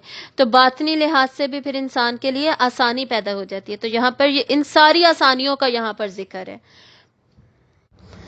تو یہ تھا اس صورت کا دوسرا سیکشن، جس میں خصوصاً قرآن کی وحی کی بات ہوئی کہ قرآن کی ابتدا ہوئی، آپ صلی اللہ علیہ وسلم کو اس کی فکر تھی، اور پھر اللہ نے اس کی انیشل سٹیجز سے اس کی میچورٹی پہ وہ جو اینڈ ریزلٹ ہوگا، آسانی کے لیول پر پہنچ جانا، اس پروسیس کی پورے مراحل کی بات کی کہ یہ سب ہو جائے گا، آپ پریشان مت ہوجیے. جیسے اوپر پروسیس کی بات تھی، مراحل کی بات تھی، اسی طرح سیکنڈ سیکشن میں بھی مراحل کی بات ہے. دوسری بات جو نوٹ کرنے والی ہے وہ یہ ہے کہ اوپر اللہ کی پرفیکشن کا بیان تھا، اللہ کی کامل ذات کا بیان تھا، اور نیچے کیا ہے؟ انسان کی امپرفیکشن کا بیان ہے. انسان بھول جاتا ہے، انسان کچھ چیزیں چھپا جاتا ہے، انسان کو سب کچھ مشکل لگ رہا ہوتا ہے، وہ سوچتا ہے کہ پتہ نہیں میں یہ کر پاؤں گا کہ نہیں. یہ سارا اس کے امپرفیکٹ ہونے کی دلیل ہے. کمی، خامی، ضرورتیں، مشکلیں، پریشانیاں یہ انسان کے ساتھ لگی ہوئی ہیں جو انسان کو پرفیکٹ نہیں رہنے دیتی. پرفیکٹ کیا ہے؟ پرفیکشن کیا ہے؟ صرف اور صرف اللہ کی ذات کے لیے. تسبیح صرف اللہ کی ذات کے لیے ہے. تو یہاں پر یہ کمپیریزن بھی ہمارے سامنے پرومیننٹ ہو جاتا ہے، نمایاں ہو جاتا ہے. اب ہم اگلا سیکشن دیکھیں گے آیت نمبر 9 سے. فذکر، یہ دوسرا حکم ہے، یہاں پر دوسرا فعل امر ہے اس صورت میں. اس صورت میں دو فعل امر ہیں. فعل امر مطلب وہ فعل، وہ ورب جس میں آپ صلی اللہ علیہ وسلم کو یا کسی کو بھی، یہاں پہ آپ صلی اللہ علیہ وسلم کو حکم دیا جا رہا ہے، ویسے جنرل میں بتا رہی تھی، کسی کو بھی حکم دیا جاتا ہے کہ وہ یہ کام کرے. ٹھیک ہے، تو یہاں پر دو حکم آپ صلی اللہ علیہ وسلم کو اس صورت میں دیے گئے ہیں. نمبر فرسٹ کیا تھا؟ سبح. تھرڈ سیکشن میں فرسٹ ورڈ کیا ہے؟ ذکر. تو نصیحت کیجئے، تبلیغ کیجئے. ذکر، ذکرہ سے یاد دہانی کرائیے، ریمائنڈرز دیجئے. ان نفعت ذکرہ، اگر فائدہ دے نصیحت کرنا. شروع میں ہی ٹاپک میں نے بتایا تھا اس صورت میں کامیابی کا فارمولہ ہم پڑھیں گے. ٹھیک ہے، کامیابی ہے کیا، اس کی ڈیفینیشن ابھی اس سیکشن میں آنے لگی ہے. تو پہلے فارمولہ ہم پڑھ رہے ہیں. کئی دفعہ ہم نے بات کی ہے جو قرآن مجید کی آیات کی ارینجمنٹ ہے وہ ویسے نہیں ہوتی جیسے باقی عام کتابوں کی ارینجمنٹس ہوتی ہیں. باقی عام کتابوں میں کیا ہوتا ہے؟ ٹاپک اس کی سب سے پہلے ڈیفینیشن اس کی سب سے پہلے دی جائے گی، پھر کریکٹرسٹکس دی جائیں گی، پھر اس کی ٹائپس یا کیٹیگریز دی جائیں گی، پھر اس کی پروسیس دی جائے گی. اسٹیپ وائز چلتی ہے نا بات باقی عام کتابوں میں. تو قرآن عام کتاب کی طرح ہے ہی نہیں. قرآن کیا ہے؟ اللہ کا کلام. آپ اس کو ایسے سمجھے جیسے آپ بھی کسی بچے کو کچھ سمجھا رہے ہو، تو ضروری تو نہیں آپ سب سے پہلے اس کو بتائیں جی کامیابی یہ ہے، پھر اس کے لیے تم یہ کرو. ویسے بھی ہم بتا سکتے ہیں کہ جی یہ کرنا چاہیے، یہ کرنا چاہیے، اور یہی وہ سورسز ہے جن کے ذریعے تمہیں کامیابی ملے گی اور بچے کامیابی ان چیزوں میں۔ یہ بات کرنے کا طریقہ ہے، بات کرنے کا اسلوب ہے۔ ہمیں اب تک جو چیز اپنے دل میں، اور یہ میں ریپیٹ بھی اسی لیے کہہ رہی ہوں کہ دل میں ہمارے بیٹھ جائے۔ قرآن کیا ہے؟ اللہ کا کلام ہے، اللہ کی باتیں ہیں۔ اللہ تعالیٰ ہم سے ایسے بات چیت کر رہے ہیں جیسے ہم بھی کبھی کسی انسان سے جو بات کا طریقہ ہوتا ہے، بیسیکلی جو سٹائل ہوتا ہے بات چیت کرنے کا، اس طریقے سے بات چیت کی جا رہی ہے قرآن مجید میں۔ تو جب ہم یہ سمجھ جائیں گے نا، یقین کریں جتنا اچھا قرآن پھر سمجھ آتا ہے نا، جب ہم یہ سمجھ لیں کہ یہ کلام ہے، اس کا سٹائل کیا ہے، وہ جو قرآن سمجھ آتا ہے نا، وہ پھر ان کو نہیں سمجھ آتا جو کہ صرف اس کو کتاب کی طرح لے رہے ہوتے ہیں، باقی کتابوں کی طرح لے رہے ہوتے ہیں۔ انہیں پھر یہ باتیں نہیں سمجھ آتی کہ جی یہ بات ہو رہی ہے تو کیوں ہو رہی ہے، پہلے یہ بات ہوئی تو کیوں ہوئی تھی، اس بات سے اگلی بات کا کیا لنک بنا۔ تو یہ سب سمجھنے کے لیے قرآن مجید کا سٹائل کیا ہے، یہ سمجھنا بہت ضروری ہے۔ تو ہم 9 نمبر آیت میں کیا پڑھے تھے؟ تو آپ صلی اللہ علیہ وسلم کو اب کیا کہا جا رہا ہے کہ آپ فوکس کس پہ کریں۔ پہلے آپ صلی اللہ علیہ وسلم کا فوکس کس پہ تھا پچھلے سیکشن میں؟ قرآن مجید پر۔ قرآن مجید کو میں کیسے یاد رکھوں، میں کیسے اس کو بیان کروں، کیسے اس کے جمع اور تدوین ہونی چاہیے۔ اچھا، پچھلے سیکشن سے ہمیں یہ بھی پتہ چلتا ہے کہ ہم سب بھی جب حفظ کرتے ہیں، اور ہمیں حفظ کرنا ہی چاہیے، یا جو ہمارے گھر میں یا بچوں میں حفظ کر رہا ہوتا ہے، اس کے لیے یہ آیتیں کتنی امپورٹنٹ ہیں۔ اور بہت سارے ویسے میں نے دیکھا بھی ہے جہاں پر کسی نے جو کویسچن اینڈ آنسرز کے جو سیشنز ہوتے ہیں یا ویب سائٹس ہوتی ہیں، ان پر پوچھا ہوا ہوتا ہے کہ جی ہمارا بچہ حفظ کر رہا ہے تو اس کے اسٹرانگ ہونے کے لیے یا اسٹرینتھ کے لیے ہم کیا کریں، یا اسے ایسا کیا پڑھنا چاہیے۔ تو زیادہ تر یہ آیات بتائی جاتی ہیں، سنقرئک فلا تنسى الا ما شاء اللہ انہ یعلم الجہر وما یخفی ونیسرک للعسری۔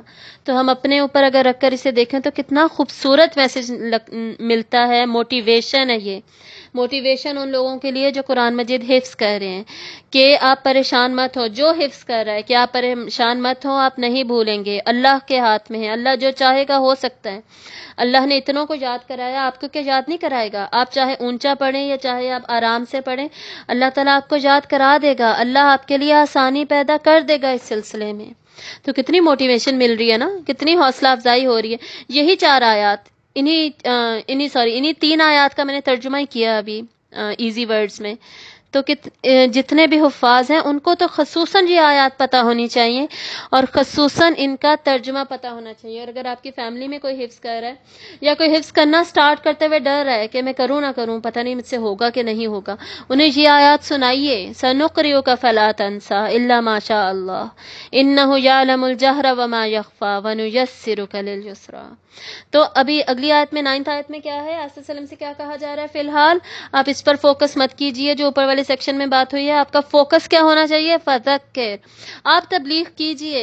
آپ کو جو ابھی فی الحال ذمہ داری دی گئی ہے انذار اور تبشیر کی، کہ آپ صلی اللہ علیہ وسلم وارننگ بھی دیں اور آپ صلی اللہ علیہ وسلم خوشخبریاں بھی دیں، آپ وہ کیجئے۔ آپ تبلیغ کا جو کام ہے اس کو جاری رکھیے، اس کی ٹینشن مت لیں، یہ اللہ کی ذمہ داری ہے، یہ ہو جائے گا۔ ان نفعت الذکریٰ، اگر نصیحت کرنا فائدہ دے، اس کا مطلب یہ ہے کہ آپ دین کا پیغام، اللہ تعالیٰ کا پیغام، اسلام کا پیغام لوگوں تک پہنچاتے جائیے، اس کام کو جاری رکھیے، اس کو بالکل رکنے نہ دیجیے۔ اور جو اس کام کا حق ہے، یعنی جیسے کہ تبلیغ کرنی چاہیے، جیسے دعوت حق کا حق ہے، اس کو اسی طرح کرتے جائیے۔ اور اگر فائدہ دے نصیحت کرنا، اس کا مطلب یہ ہے کہ نصیحت دینا جو ہے وہ ضرور فائدہ مند ہوگی۔ اگر کا مطلب یہاں پر کیا ہے؟ یعنی کچھ کے لیے فائدہ مند ہوگی، کچھ کے لیے ہو سکتا ہے نہ فائدہ مند ہو۔ تو جن کے لیے فائدہ مند نہیں ہوگی ان کو ان کے حال پر چھوڑ دیا جائے گا، اور یہ فائدہ مند کس کے لیے ہوگی؟ سَيَذَّكَّرُ مَن يَخْشَىٰ۔ مطلب یہ ہے کہ یہ جو 9 نمبر آیت ہے، اگر 10th کو بھی پڑھیں گے نا ساتھ اکٹھا، تو اس پوری کا مطلب سمجھ آ جائے گا کہ بات کیا ہو رہی ہے۔ عنقریب نصیحت پکڑے گا وہ جو ڈرتا ہے، یعنی آپ نصیحت کرتے جائیے، اور اس نصیحت سے فائدہ وہی اٹھا سکے گا جس کے دل میں آلریڈی اللہ تعالیٰ کی تعظیم اور اللہ تعالیٰ کا خوف موجود ہے، اللہ کی بیسیکلی خشیت موجود ہے۔ آپ تبلیغ کرتے رہیں گے تو وہ اس کو لے لے گا، وہ اس کو پکڑ لے گا، اور وہاں سے اس کا عمل سٹارٹ ہو جائے گا۔ یعنی کہا یہ جا رہا ہے کہ آپ صلی اللہ علیہ وآلہ وسلم پر جب بھی کوئی نئی وحی آئے تو آپ صلی اللہ علیہ وآلہ وسلم وہ کلام پڑھ کر لوگوں کو ضرور سنائیں. تو اس میں سے جو بھی اہل ایمان ہیں، علم والے ہیں، ایمان والے ہیں، جو علم حاصل کرنا چاہتے ہیں، جو لینا چاہتے ہیں، ان کے علم میں اس سے ضرور اضافہ ہوگا، وہ اس سے ضرور سیکھیں گے. اور آپ صلی اللہ علیہ وآلہ وسلم نے ہمیں بھی حکم دیا، بلغوا انی ولو آیا، مجھ سے ایک آیت بھی تم تک پہنچی ہے نا، اس کو تم آگے پہنچاؤ. تو یہ صرف آپ صلی اللہ علیہ وسلم کو بھی یہ ذمہ داری دی گئی، اور پھر اس کے بعد ہم سب کو یہ ذمہ داری دی گئی، کیونکہ ہم آخری امت ہیں. اور آپ صلی اللہ علیہ وآلہ وسلم، نبوت اب دنیا سے ختم ہو گئی، آپ صلی اللہ علیہ وسلم آخری نبی تھے، اب کسی نبی رسول نے نہیں آنا. تو انبیاء کے وارث ہوتے ہیں علماء. تو علماء کا کام ہے کہ وہ اب دین کی تعلیم آگے پھیلائیں، اور صرف علماء کا کام نہیں ہے، علماء تدبر کریں گے اور اس کی زیادہ سے زیادہ تفصیل میں جائیں گے، لیکن بیسک لیول پہ جو تبلیغ کا حکم ہے وہ سب کو ہے. بلغوا انی ولو آیا، جس کو بھی آیت پہنچی ہے وہ سب یہ اپنے لیول پر یہ کام ہر کوئی کرے گا، جتنا وہ کر سکتا ہے، جس طریقے سے وہ کر سکتا ہے. اگر کسی کو اچھی باتیں نہیں کرنی آتی نا، یا وہ اس کو بتانا نہیں آتا، بیان نہیں فرض کریں اس کو کرنا آتا، اللہ نے اس کو کوئی نہ کوئی دوسرا اسکل دیا ہے، وہ برائی سے روک سکتا ہے. فار ایگزامپل واٹس ایپ پہ میسیجز آ رہے ہوتے ہیں، اتنی حدیثیں آتی ہیں نا جو کہ بالکل موضوع حدیثیں ہوتی ہیں، غلط ہوتی ہیں، کچھ لوگ ایسے ہی فارورڈ کر دیتے ہیں. تو اس میں روکنے میں تو لوگ کردار ادا کر سکتے ہیں نا. آپ کم از کم یہ کر سکتے ہیں کہ لوگوں کو یہ منع کر دیں، نہیں ایسے بغیر تحقیق کے مت بھیجا کرو، کسی عالم سے پوچھ لیا کرو. اگر کتاب میں خود چیک نہیں کرنا آتا فرض کریں تو علماء موجود ہیں بھائی، کسی سے پوچھ لیں، اتنے زیادہ موجود ہیں. کسی کو نہیں پتا، لنکس نہیں پتا، کس سے پوچھنا ہے کس سے نہیں، آپ ہم سے پوچھیں، ہم آپ کو گائیڈ کریں گے. یعنی میں آپ کو ان گروپس میں کے لیے گائیڈ کر دوں گی جن میں آپ سوال پوچھ سکتے ہیں، حدیث کے سے ریلیٹڈ، فقہ سے ریلیٹڈ، قرآن سے ریلیٹڈ. مختلف علماء کے مختلف گروپس، اب تو واٹس ایپ گروپس موجود ہیں، ان پر آپ آرام سے سوال پوچھ سکتے ہیں، وہ آپ کو گائیڈ کریں گے اور وہ فوراً جواب دیتے ہیں، وہ بتاتے ہیں. اب تو اتنا آسان ہو چکا ہے پتہ کرنا، پوچھنا، تو وہ پوچھ کر آپ ان کو روک تو سکتے ہیں نا. مطلب اب اگر اچھی بات بیان کرنے کا ہنر نہیں ہے تو بری بات سے روکنے کا ہنر تو ہے نا، وہ زیادہ آسان کام ہے، وہ انسان کر سکتا ہے. اس کے علاوہ اگر یہ بھی نہیں تو انسان لکھ سکتا ہے، کوئی آرٹیکل لکھ سکتا ہے، کوئی بات لکھ سکتا ہے، واٹس ایپ کا سٹیٹس رکھ سکتا ہے، اپنا فیس بک کا سٹیٹس رکھ سکتا ہے، کچھ بھی، کوئی بھی میمز آپ بنا سکتے ہیں، اسلامک اینیمیشنز اب آ رہی ہیں وہ آپ بنا سکتے ہیں. یعنی اپرچونیٹیز تو بے تحاشا ہیں. کس کام کے لیے؟ تبلیغ کے لیے. آپ تبلیغ میں آئیں تو صحیح، یہ ذمہ داری ہے ہماری. فذکر، نصیحت کیجئے، تبلیغ کیجئے، یہ ذمہ داری پوری کرنی ہے. اور تذکیر کیا ہوتا ہے؟ تذکیر بیسکلی ہم نے کئی دفعہ پڑھا، ذکر سے ہے مطلب یاد دہانی کروانا، یاد کرنا نہیں. اکثر یاد بھی مطلب لکھا ہوا ہوتا ہے، لیکن وہ یاد اصل میں یاد دہانی کے مطلب میں لکھا ہوتا ہے. بیسکلی انگلش میں جو ہے یاد کرنا، میمورائز کرنا، میمورائز والا یہ یاد نہیں ہے، یہ ہے یاد کروانا، ریمائنڈ کروانا، ریمائنڈر والا ہے یہ. تو ریمائنڈ کروانا ہے. ریمائنڈ کیا کروانا ہے؟ وہ جو کہ انسان بھول گیا. کیا انسان بھول گیا؟ وہ جو اس کی فطرت میں تھا. اس کی فطرت میں کیا تھا کہ میں صرف ایک اللہ کی عبادت کروں گا، توحید کو مانوں گا، اور توحید سے ریلیٹڈ پھر جتنے بھی احکامات ہیں باقی جو اس کی شرح میں نکلتے ہیں ان سب کو میں مانوں گا. اللہ کی طرف سے جو ہدایت کلام آئے گی پھر میں اس کو بھی مانوں گا. توحید کا حصہ ہے نا یہ، اللہ کا جو حکم آیا اس کو ماننا ہے پھر، کیونکہ اللہ ایک ہی ہے، وہی ہے ہمارا رب. تو وہ سب ہماری فطرت میں تو چھپا ہوا ہے، ہم بھول گئے. اب اس کو ریمائنڈ کرایا جا رہا ہے، ہمیں یاد دلایا جا رہا ہے، بھئی یہ تھا، اس کو مانو، اس کو کرو. یا اس کے علاوہ جن کو آلریڈی کچھ سبق ملے تھے، بچپن میں پڑھا تھا، بڑے ہو کے بھول گئے، بچپن میں وضو کرنا، نماز پڑھنی سیکھی تھی، بچپن میں وہ بڑے ہو کر بھول گئے، تو اب انہیں ریمائنڈ کرایا جا رہا ہے. تو یہاں پر کیا کہا جا رہا ہے؟ ریمائنڈر دیجئے. اور ریمائنڈ کس چیز کو کا کروایا جاتا ہے؟ ابھی آپ کو پتہ چل گیا، جو آلریڈی پتہ ہوتا ہے اس کو. تو مطلب آپ نے پہلے سورۃ الاعلیٰ پڑھی ہوئی ہے آپ نے تفسیر پہلے کسی اور کی، پھر سے ریمائنڈر دیجئے اپنے آپ کو بھی، دوسروں کو بھی. ہم پر تو یہ اس طرح بھی اپلائی کرے گی نا کہ ہم اپنے آپ کو بھی ریمائنڈر دیں، ہم خود بھی اپنے لیے بھی تذکیر کریں.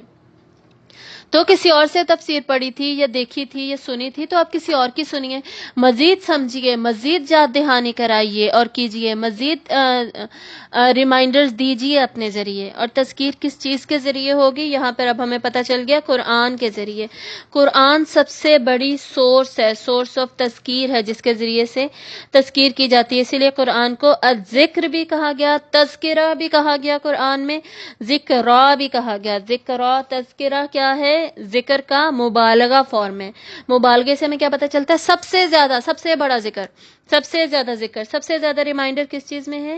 قرآن میں ہے۔ اور مزید تذکیر کیسے کی جائے گی؟ ایک تو قرآن کے ذریعے تبلیغ کی جائے گی، دوسرا جیسے ہم نے اوپر پڑھا اللہ تعالیٰ کے نام اسماء الحسنہ، تو اسماء الحسنہ کے ذریعے سے تذکیر کی جائے گی۔ اور تذکیر کا مقصد کیا ہوتا ہے؟ جو ہمارے دلوں پر غفلت کے پردے پڑے ہوئے ہیں اور اتنی زیادہ وہ آ گئے ہیں، ہرڈلز آ گئے ہیں، آبسٹیکلز آ گئے ہیں، جس کی وجہ سے اب ہمیں سچ نہیں نظر آ رہا، باطل اور سچ کسی وجہ سے مکس ہو گیا ہے۔ تو ہم نے وہ پردے ہٹانے ہیں، اس غفلت کو ہٹانا ہے، بے پرواہی کو، لا علمی کو، جہالت کو، ہر طرح کے ہرڈل کو۔ یہ سوشل میڈیا نے ہمیں گما دیا، موضوع حدیثیں واٹس ایپ پہ بھیج بھیج کے ہمیں اس طرف لگا دیا، اصلی والی بھلا دی۔ ہمیں نماز روزہ حج زکوٰۃ بھول گیا، 5 نمازیں ہماری پوری نہیں ہو رہی، ہم حدیثیں فارورڈ کرنے پہ لگے ہوئے، جن کی ہم تحقیق بھی نہیں کرتے کہ وہ ٹھیک بھی ہیں کہ نہیں۔ ہم فیس بک کے پیچھے پڑے ہوئے، ہر طرح کے سوشل میڈیا کے پیچھے ہم پڑے ہوئے، اس سب نے کیا کیا ہے؟ غفلت کریٹ کر دی ہے، ہمیں اب حق ہی نہیں نظر آ رہا۔ تو تذکیر سے کیا ہوگا؟ بار بار حق سامنے آئے گا۔ ویسے سوشل میڈیا کا جو پازیٹیو یوز ہے نا، وہ بھی بہت زیادہ ہے، امینس یوز ہے پازیٹیو اس کا، تو وہ ہمیں ڈیفینیٹلی یوز کرنا چاہیے۔ بالکل میں سوشل میڈیا کے اگینسٹ نہیں ہوں، سوشلائزیشن کے بھی اور مین اسٹریم میڈیا کے بھی، جب تک کہ اس کو پازیٹیولی یوز کیا جائے۔ اور اس کا پازیٹیو یوز بہت زیادہ ہے اگر انسان یوز کرنے والا ہو۔ اپنے نفس کو کنٹرول میں رکھیں اور ان چیزوں کا صرف پازیٹیو یوز کیجیے۔ تو کیا کیا جائے گا؟ تذکیر۔ اور پھر یہ نصیحت لے کون لے گا؟ اب آپ کسی کو تبلیغ کر رہے ہیں، سامنے اللہ تعالیٰ نے خود بتا دیا کہ جو سامنے ہے نا لوگ، ان میں کون سی کوالٹی ہوگی تو وہ نصیحت لے لیں گے۔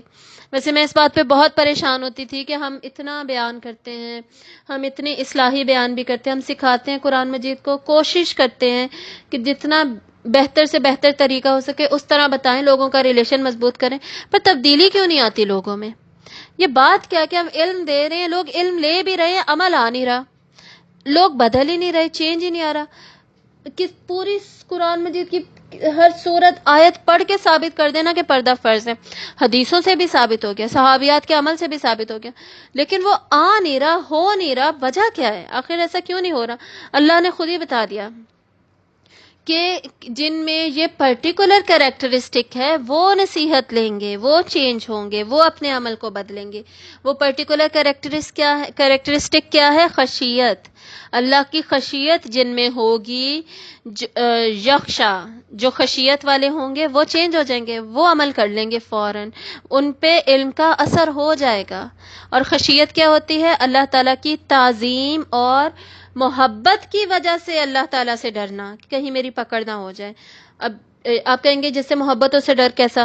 تو ہوتا ہے نا، جیسے والدین سے ہوتا ہے، والدین سے محبت ہوتی ہے، لیکن ہمیں ڈر لگتا ہے نا کہ یہ ہم سے ناراض نہ ہو جائیں، انہیں کوئی بات بری نہ لگ جائے، کہ یہ ہمیں کوئی سزا نہ دے دیں، چھوٹی موٹی سمجھیں ایسے۔ سمجھ آ رہی ہے نا؟ تھوڑا بہت ڈر لگتا ہے نا، جس سے آپ محبت کرتے ہیں اس کی ناراضگی سے ڈر لگتا ہے، اس کی وہ ہمیں لاپرواہی نہ دکھائے اس سے ڈر لگتا ہے، وہ ہم سے خوشی نہ ہو، وہ ہمیں توجہ ہی نہ دے، یا اس سے بھی ورس وہ ہمیں سزا ہی نہ دے دے، ایسا ہی ہے نا؟ تو کیا اللہ تعالیٰ سے پھر نہیں ڈرنا چاہیے؟ ایسا خوف نہیں ہونا چاہیے؟ اللہ سے ہونا چاہیے نا۔ اللہ سے جو بیسیکلی جو ڈر کا ورڈ اللہ کے لیے یوز ہوتا ہے نا، وہ ڈر جو ہم دنیاوی ٹرمز میں ڈر یوز کرتے ہیں، جیسے فار ایگزامپل کہ مجھے شیر سے ڈر لگتا ہے، تو وہ کیوں لگتا ہے؟ شیر کے بھیانک خوفناک ہونے کی وجہ سے ڈر لگتا ہے۔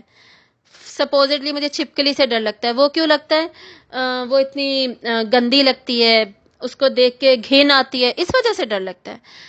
تو یہ جو دنیاوی ڈر والا کانسیپٹ ہے نا، یہ ڈر ہم خدا نخواستہ نعوذ باللہ ہم اللہ پہ اپلائی نہیں کر سکتے، ٹھیک ہے؟ یہ ڈر کو بھی سمجھنے کی ضرورت ہے، کیونکہ ہم لوگوں کو لٹرلی، میں نے بہت لوگ دیکھے جنہیں ڈر کا بھی مطلب نہیں آتا کہ اللہ کے لیے کون سا ڈر ہے۔ تو اللہ سے وہ والا ڈر ہے جیسے پیرنٹس والا میں نے سمجھایا، وہ تو لو لیول پہ ہوتا ہے نا، اللہ کے لیے تو ہر چیز ہائیسٹ لیول پہ ہے۔ تو اللہ کی تعظیم اور محبت کی وجہ سے ہمارے جو دل میں ہوگی، تو وہ جو لوگ ہیں جو تبلیغ کا اثر لے لیتے ہیں، عمل میں ان کے چینج آ جاتا ہے، وہ کون لوگ ہوتے ہیں؟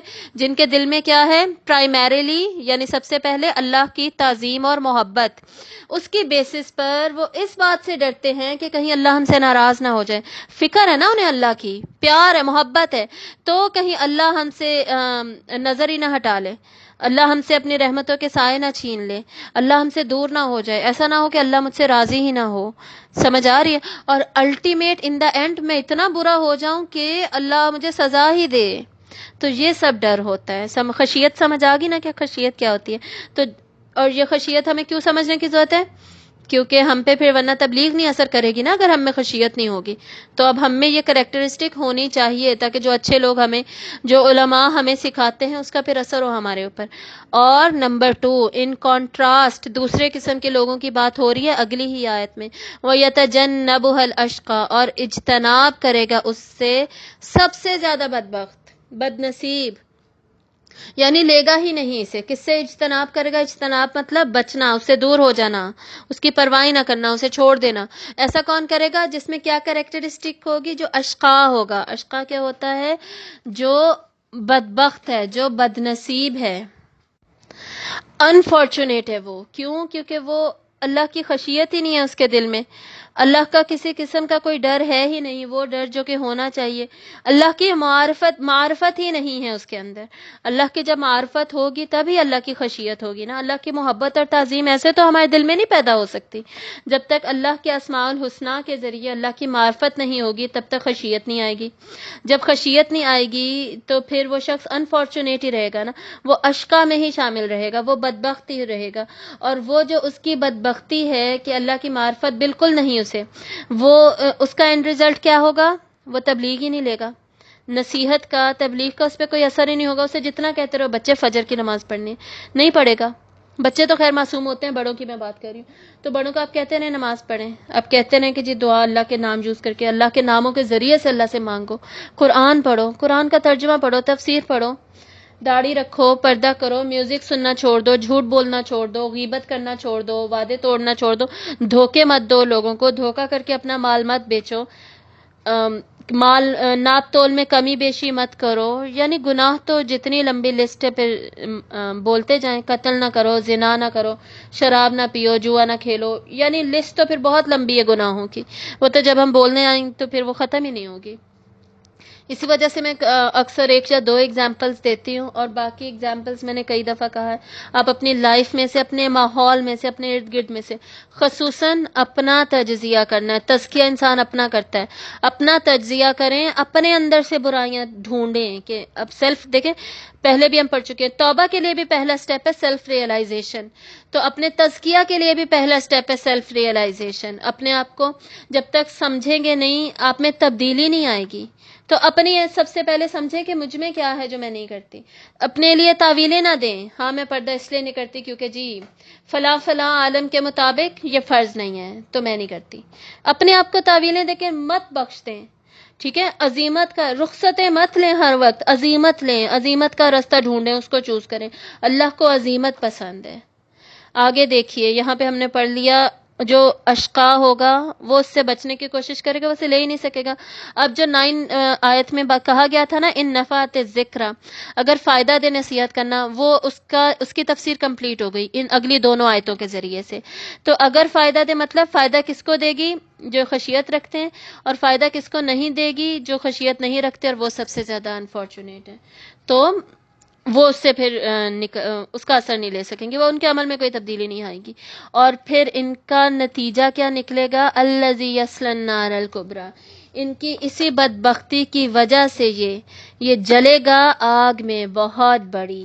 یہ کیوں جلے گا آگ میں بہت بڑی؟ ان کے لیے کیوں کہا جا رہا ہے النار الکبریٰ؟ پھر ہم وہی پرائمری میننگ پہ چلے جاتے ہیں کہ آپ سے سلم سے خطاب ہو رہا تھا اس صورت میں، اور آپ کے سامنے کون تھے؟ وہ مشرکین، وہ ریجیکٹرز جنہوں نے آپ کو ریجیکٹ کیا، رسول کے ہوتے ہوئے حق کو ریجیکٹ کرنا۔ اور اگر ہم میں سے کوئی کسی کو تبلیغ کرتا ہے اس کو ریجیکٹ کرنا، اس میں فرق ہے نا۔ ہم جب کسی کو تبلیغ دیتے ہیں اور وہ ریجیکٹ کرتا ہے اس کے لیے بھی سزا ہے، لیکن ان کو پرائمریلی کہا جا رہا ہے جنہوں نے رسول کے ہوتے ہوئے، رسول کا خود سوچے کتنا اثر ہوتا ہوگا، اور آپ صلی اللہ علیہ وسلم کا اخلاق تو سب میں مشہور تھا، سب کو پتا تھا کہ آپ میں کتنی خوبیاں ہیں، اور آپ ویسے ہی آپ کے وجود کو دیکھ کر حضرت عبداللہ بن سلام نے کیا کہا تھا؟ حضرت عبداللہ بن سلام جب آپ صلی اللہ علیہ وسلم مدینہ میں انٹر ہی ہوئے، حضرت عبداللہ بن سلام رضی اللہ تعالیٰ عنہ جو کہ پہلے یہودی تھے، یہودی رہبائے تھے، کوئی عام یہودی بھی نہیں تھے، اور وہ بعد میں دیکھتے ہی مسلمان ہو گئے، اور آپ نے کیا کہا تھا؟ آپ نے کہا تھا کہ جب میں نے آپ صلی اللہ علیہ وسلم کو دیکھا ہے تو میں نے سوچا کہ ایسا چہرہ کسی جھوٹے بندے کا نہیں ہو سکتا، اتنا نور تھا آپ کے چہرے پہ، اتنی سچائی تھی، دیکھ کے پتہ چل جاتا ہے نا لوگوں کو، کچھ لوگ اتنے روشن چہرے والے ہوتے ہیں، نور والے ہوتے ہیں، ان کے چہرے سے ان کے دل کرتا ہے ان کے پاس بیٹھ کے ان کی باتیں سننے کو، ایسا ہوتا ہے نا، تو کیا رسول کے لیے دل نہیں کرتا ہوگا؟ کرتا ہوگا، تو وہ کیسے بدبخت ریجیکٹرز ہوں گے جنہوں نے رسول کے ہوتے ہوئے ریجیکٹ کیا، حق کو جھٹلایا، تو ان کے لیے تو پھر النار الکبریٰ ہے، کبریٰ سب سے بڑی آگ، وہ آگ جو سب سے زیادہ بڑی ہے، کس میں؟ اپنی دہشت میں، اپنی کوانٹٹی میں، تعداد میں، اپنی کوالٹی میں، اس کی سختی میں، سمجھ آ رہی ہے نا؟ ایسی آگ ہوگی ان کے لیے، ثم لا يموت فيها ولا يحيا، اور وہ پھر چاہیں گے کہ وہ یا تو مر ہی جائیں، اس آگ کو دیکھ کر ہی مر جائیں، پہلے کہیں گے نا کنت ترابا، ہم ہوتے مٹی یا ہم ہو ہی جائیں مٹی، مٹی ہی ہو جائیں، ہمیں یہ آگ میں نہ جانا پڑے، کہیں گے نا ایسے کفار دیکھ کر، تو یا تو وہ کہیں گے ہم پہلے ہی مر جائیں، یا وہ کہیں گے اس آگ کے لگ کے ہم مر جائیں، ہم ختم ہو جائیں، یا پھر اس کے بغیر ہم کسی طرح بچ جائیں، تو ان کے دونوں آپشنز اللہ تعالیٰ نے یہاں ختم کر دیے، ثم لا يموت فيها ولا يحيا، پھر نہ وہ مرے گا اس میں اور نہ وہ جیے گا، اب اس کے اندر تو نہ کوئی زندگی ہوگی اور نہ کوئی موت ہوگی، بچنا ہے ہی نہیں اس آگ سے، ایسی بھیانک آگ ہوگی، اور ہم جہنم کی تفصیلات تو کئی دفعہ پڑھ چکے ہیں، ایک تفصیل جو میرا خیال ہے کہ میں نے نہیں بتائی تفسیر میں، حدیث سے ہمیں پتہ چلتا ہے کہ قیامت کے دن یہ تو ہم نے پڑھا تھا سورۃ الدہر میں کہ اللہ تعالیٰ ہمیں بدل کر اٹھائیں گے، ایک نئی تخلیق میں ہمیں اٹھایا جائے گا، اور سب کے جسم بڑے بڑے ہو چکے ہوں گے، قیامت کے دن ہر انسان تقریباً 60 فیٹ کا ہوگا، اتنا ہوگا جتنا کہ حضرت آدم علیہ السلام تھے، حضرت آدم علیہ السلام کی ہائٹ کے مطابق ہوں گے سارے انسان، 60 فیٹ، سوچیں تو اتنے بڑے بڑے جسموں کو سزا ملے گی، جہنم میں اتنے بڑے بڑے جسم پھینکے جائیں گے، تو جتنا بڑا ہوگا تو اتنی ہی زیادہ تکلیف بھی پھر اسی حساب سے ہوگی، اتنی ہی زیادہ ہوگی، اور پھر وہی جسم جب وہ جل کے گل سڑ جائیں گے انہیں دوبارہ بنا دیا جائے گا، پھر اس عذاب سے گزریں گے، پھر دوبارہ جوڑ کر بنا دیے جائیں گے، پھر گزریں گے، تو لا يموت فيها ولا يحيا، کبھی ختم ہی نہیں ہوگا کچھ۔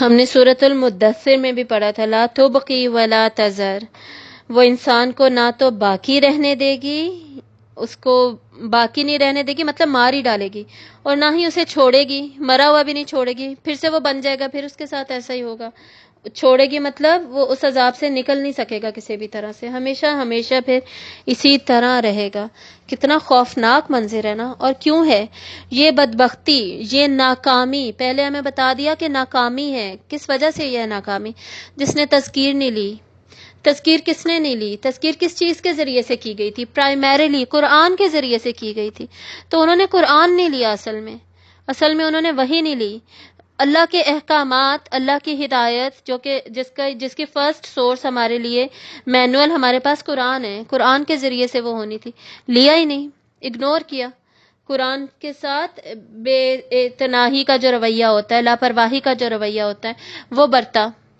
پرواہ ہی نہیں کی، اپنی زندگی جیسے گزارنی تھی بس ویسے گزارتے رہے جیسے گزر رہی تھی، بھئی دنیا میں بھی تو جینا ہے، دنیا کے مطابق بھی تو چلنا ہے، اگر یہ سارا کچھ نہیں کریں گے تو ہم فٹ ان کیسے ہوں گے، ہم لوگوں جیسے نہیں لگیں گے نا، 1000 عورتوں میں ایک پردہ کر لے کتنا عجیب سا لگتا ہے، ویسے لگتا تو ہے، ایسا تو نہیں ہے کہ لگتا نہیں ہے، لیکن اسی کے ساتھ تو جینا ہے، اسی سوچ کے ساتھ تو جینا ہے۔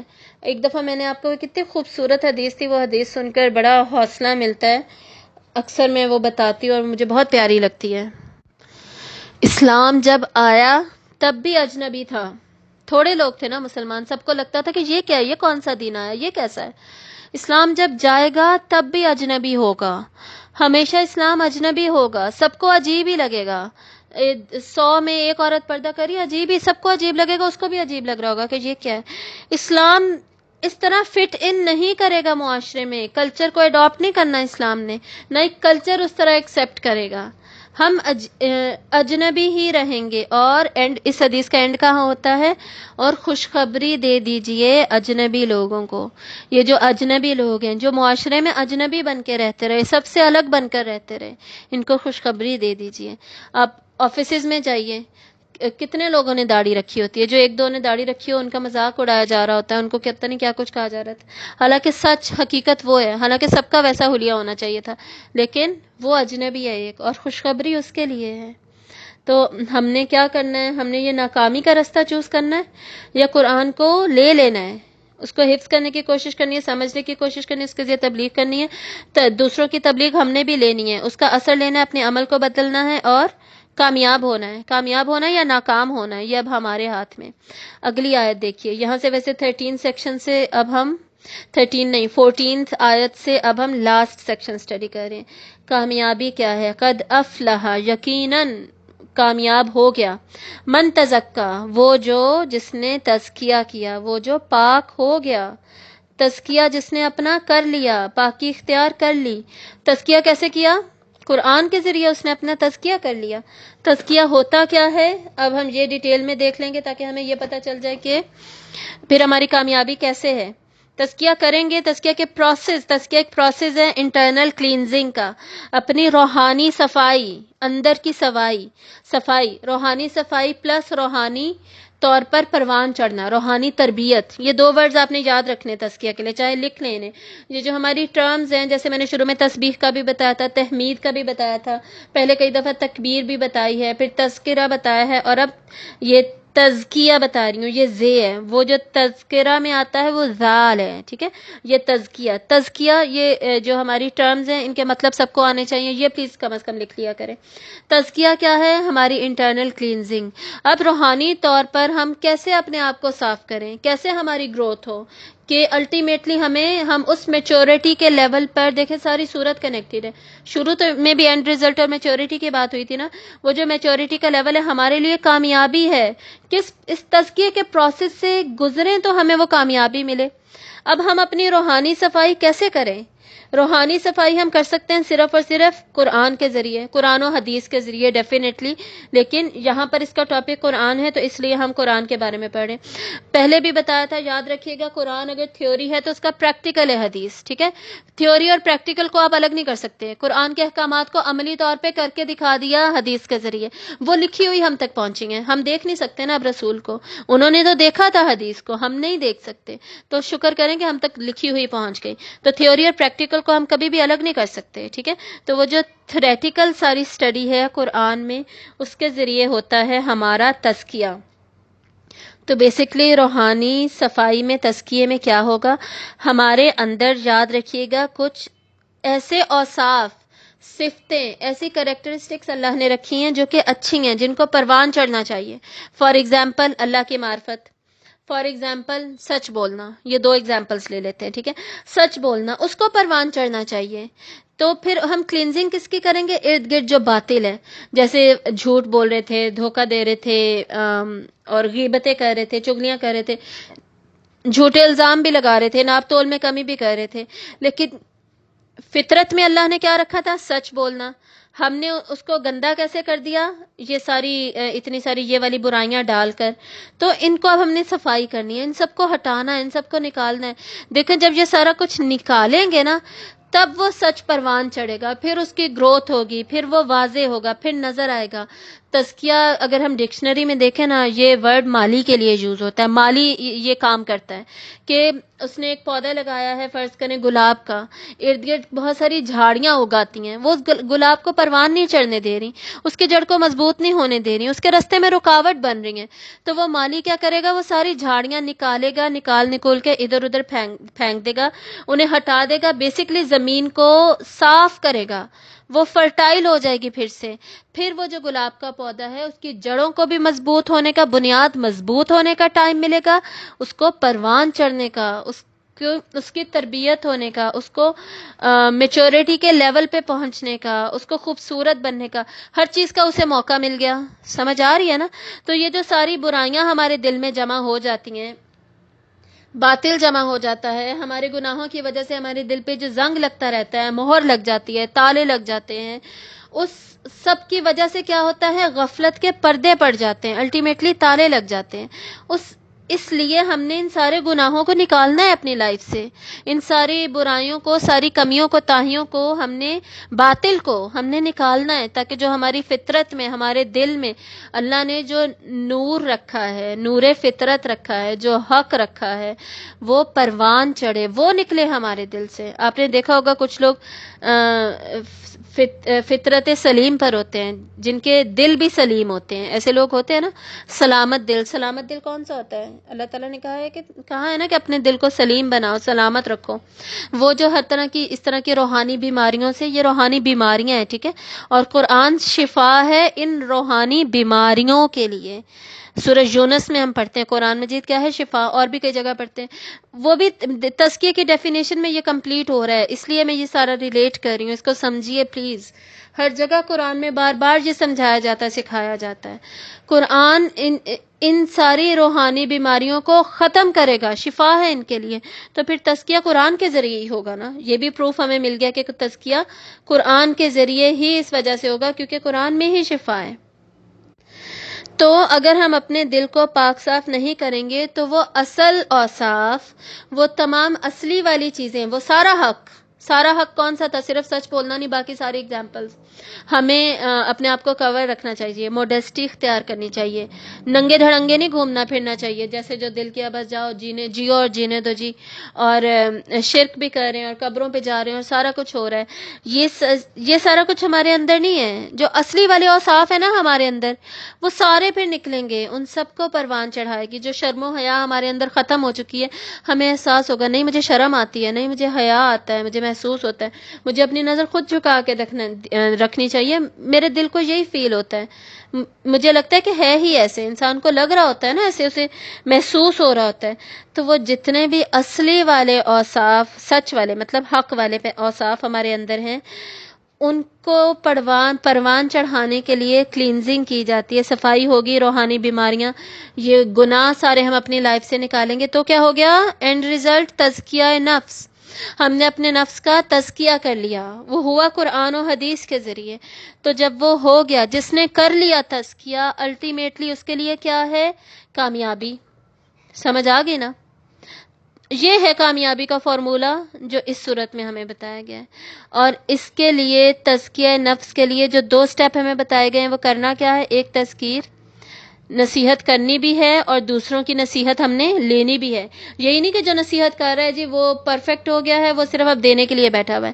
نہیں، اس نے لینا بھی ہے. وہ خود اپنے آپ کو بھی ریمائنڈرز دے رہا ہوتا ہے، نصیحت کر رہا ہوتا ہے، لوگوں کی نصیحت بھی وہ لے رہا ہوتا ہے. سورہ یوسف میں ہم پڑھتے ہیں ہر علم والے کے اوپر ایک علم والا ہے. یعنی علم والے اللہ نے بے انتہا پیدا کیے ہیں، اور علم کا تکبر سب سے برا تکبر ہے، سب سے برا، بہت ہی برا انجام ہے، کہ سب سے پہلے جہنم میں پھینکے جائیں گے نا لوگ.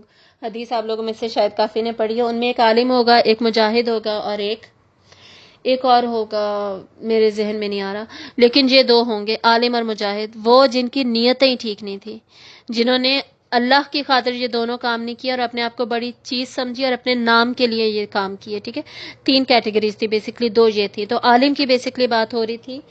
تو اپنے علم پہ تکبر وہی کرتا ہے جو سمجھتا ہے مجھے سارا کچھ پتا ہے، بس میں دینے کے لیے بیٹھا ہوں. نہیں، آپ لینے کے لیے بھی بیٹھے ہیں. ہر وقت علم کو لینے کا پروسیس کبھی ختم نہ کریں. اور بہت سارے لوگوں کو میں جانتی ہوں، وہ کہتے ہیں کہ ایک دفعہ تفسیر پڑھ لی بس بات ختم، کافی ہے.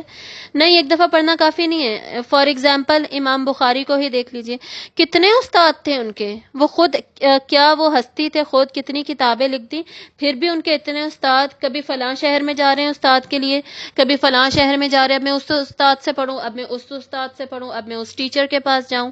ایسا ہوتا تھا نا. وہ بار بار مختلف ٹیچرز ڈھونڈتے، بدلتے، اچھے سے اچھا ٹیچر ڈھونڈتے ہیں. ہم یہ بھی کرتے ہیں کہ جی ہمیں کوئی ایک ایسا ٹیچر مل جائے نا جو فرض کریں اتنا اچھا نہیں ہے، سارے ٹیچرز اچھے نہیں ہوتے، ایک ایسا ٹیچر ملا جو اتنا اچھا نہیں پڑھاتا، ہم پھر بھی اسی سے جی وہ کورس کمپلیٹ کریں گے اور اس کے بعد کبھی زحمت بھی نہیں کریں گے کسی اور کے پاس جانے کی، سوچنے کی، پڑھنے کی. تو اگر کوئی ٹیچر نہیں اچھا، ہمیں کہنا چاہیے اتھارٹیز سے پلیز انہیں بدلیے، کوئی اور ٹیچر رکھے جنہیں یہ علم زیادہ اچھا آتا ہے، وہ سکھائے اور ہم اس سے سیکھیں، پھر آپ کسی اور سے بھی سیکھیں، پھر آپ کسی اور سے بھی سیکھیں، سیکھتے جائیں. یہ سیکھنے کا پروسیس ساری زندگی چلتا رہتا ہے، سیکھنا اور سکھانا دونوں فذکر میں آئے گا. ٹھیک ہے، تو کامیابی کے لیے، تزکیہ نفس کے لیے بیسکلی یہ دو بتا دیے گئے، ہم نے تسبیح کرنی ہے، ہم نے تذکیر کرنی ہے. اور دوبارہ وہی بتا دیتی ہوں، پرائمریلی یہ حکم آپ صلی اللہ علیہ وسلم کے لیے تھا اور آپ کے ذریعے ہم سب کے لیے. اب آگے دیکھیے، اب تزکیہ نفس کرنا ہے اور کیا کرنا ہے، وَذَكَرَ اسْمَ رَبِّهِ فَصَلَّى، اور اس نے ذکر کیا، جس نے فلاح پائی اس نے تزکیہ کیا اور اس نے ذکر بھی کیا اللہ کے رب کا نام کا. وہی جو اوپر کہا گیا تھا نا کہ تسبیح کیجئے، وہ ریپیٹ ہو رہا ہے دوبارہ یہاں پر، یاد رکھیے گا. وہی جو فرسٹ آیت میں حکم تھا وہ دوبارہ 15 آیت میں حکم آ رہا ہے کہ ذکر کیجئے اللہ تعالیٰ کا، اللہ کے نام کو. اوپر بھی اللہ کے نام کی بات تھی، اللہ کے نام کو یاد کیجئے. کیسے یاد کرنا اللہ کے نام کو؟ تسبیح کر کے، تحمید کر کے. فصلی، پھر اس نے نماز پڑھی. تو تسبیح کا نتیجہ یا تذکیر کا نتیجہ الٹیمیٹلی پریکٹیکلی کیسے ظاہر ہو رہا ہے؟ نماز کے ذریعے سے. تو نماز اٹ سیلف بھی ذکر ہے. اللہ تعالیٰ نے سورۃ طٰہٰ میں نماز کو بھی ذکر کہا، وَأَقِمِ الصَّلَاةَ لِذِكْرِي، کہ میرے ذکر کے لیے تم نماز پڑھو، ایسے حضرت موسیٰ علیہ السلام کو کہا گیا تھا. اور صلی کا مطلب کیا ہے؟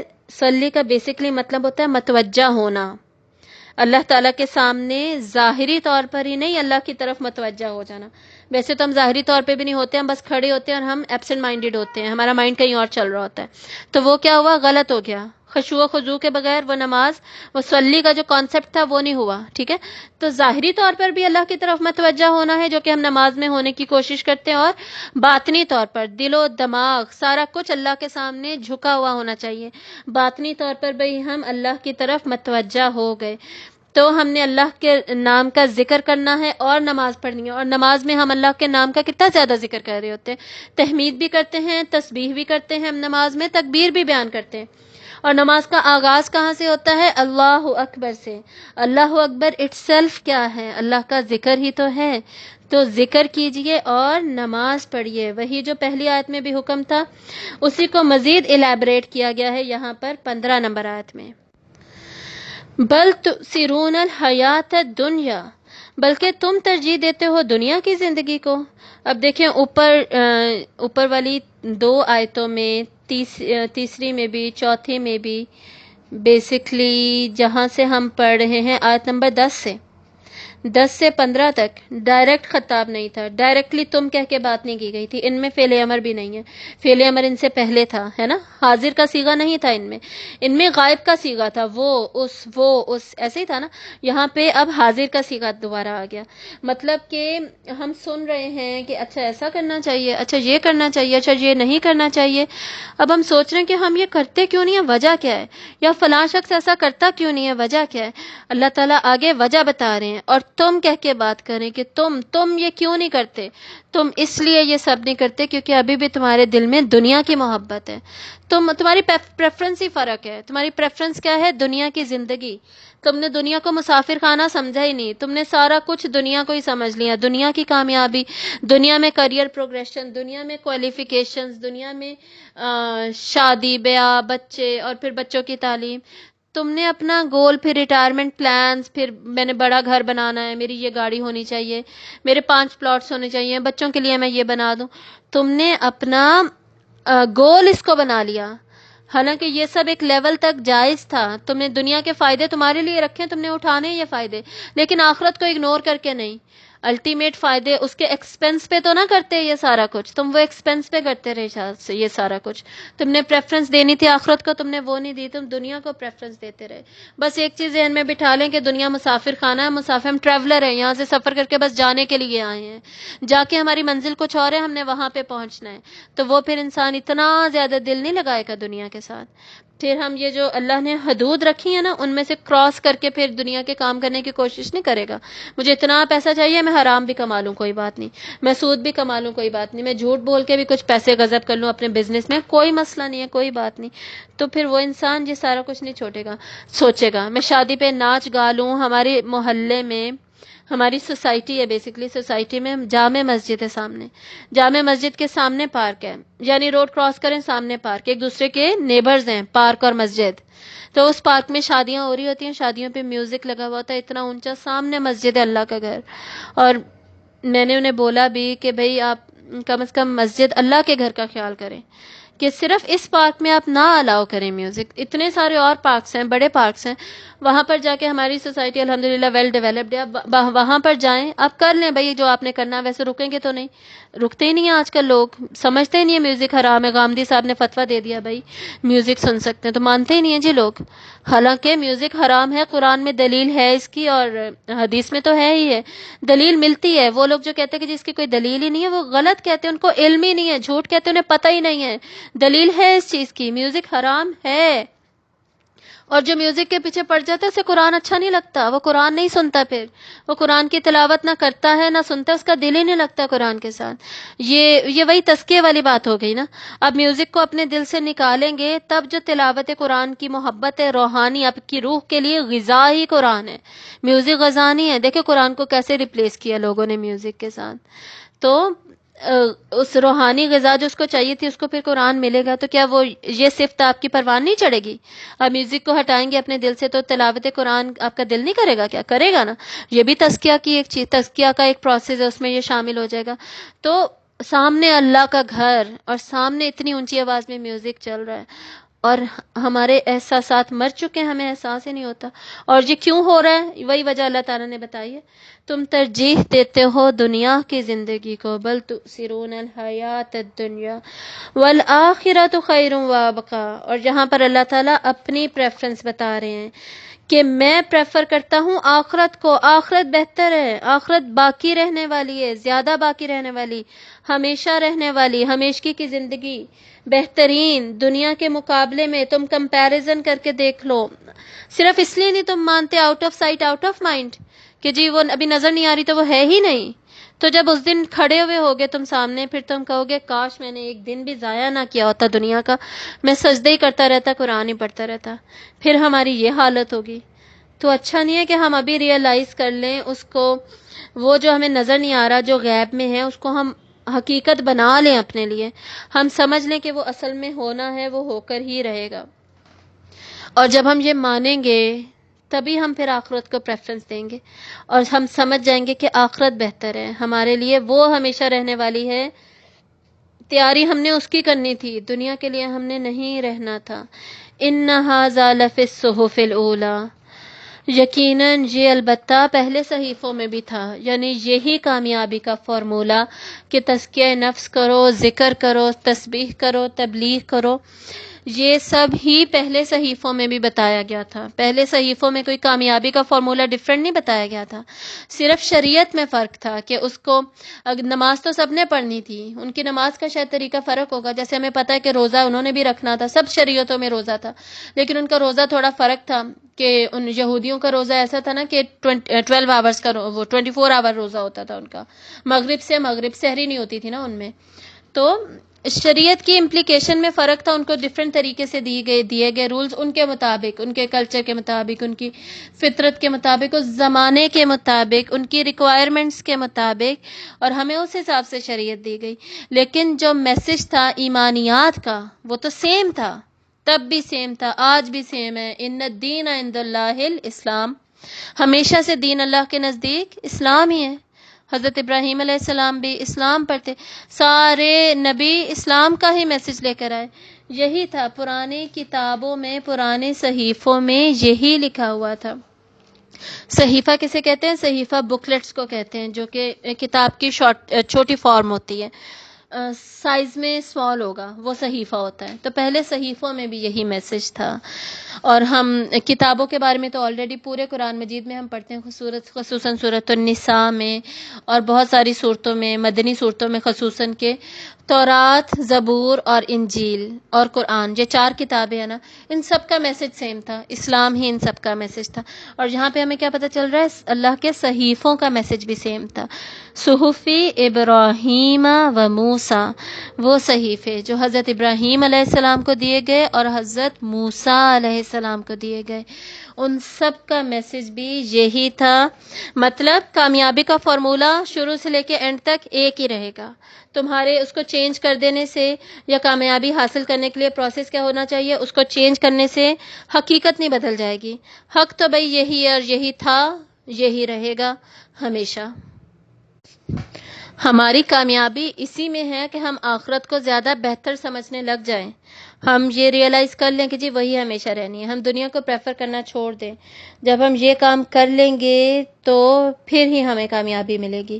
اور یہ کام کرنے کے لیے کرنا کیا ہے، یہ اب آپ سب کو انشاءاللہ بہت اچھے طریقے سے کلیئر ہو گیا ہے۔ ہم ہر جگہ پر اپنی لائف میں کتنے موقعوں پر ہم اپنی عقل کو یوز کرتے ہیں، ہم عقل سے ثابت کرنے کی کوشش کرتے ہیں کہ نہیں جی یہ صحیح نہیں ہے اور یہ صحیح ہے اور یہ غلط ہے، لیکن یہاں سے اس صورت سے ہمیں کیا پتہ چل رہا ہے کہ ہم ایسی مطلق عقل نہیں رکھتے، ایسی اچھی کمپلیٹ اور پتہ نہیں کتنی انٹیلیجنس کہ ہم ہر چیز کا فیصلہ صحیح حق کے مطابق کریں گے۔ ہماری عقلوں کو وحی کی روشنی کی ضرورت ہے۔ ہم نے کیا کرنا ہے؟ ہم نے وہ سوڈو انٹلیکٹس نہیں بن جانا جو آج کل ہیں، نیو ریشنلسٹس نہیں بن جانا جو آج کل ہیں، اور غلط غلط فتوے دے رہے ہوتے ہیں اور غلط تفسیریں کر رہے ہوتے ہیں، غلط مطلب نکال رہے ہوتے ہیں۔ کیوں؟ کہ ہمیں عمل نہ کرنا پڑے بیسیکلی، جو یہود کے علماء نے بھی کیا تھا، چینجز کر دی تورات میں لوگوں کی چوائسز کے مطابق کہ انہیں عمل کرنے میں آسانی ہو۔ ہم نے وہ نہیں کرنا، ہم نے عمل وہی کرنا ہے جو صحابہ نے کیا، جو آپ صلی اللہ علیہ وآلہ وسلم نے سکھایا، صحابہ اور صحابیات نے کیا۔ شریعت کے معاملے میں ہمیں پیچھے جانا پڑے گا، ہم نے انہی کا طریقہ فالو کرنا ہے۔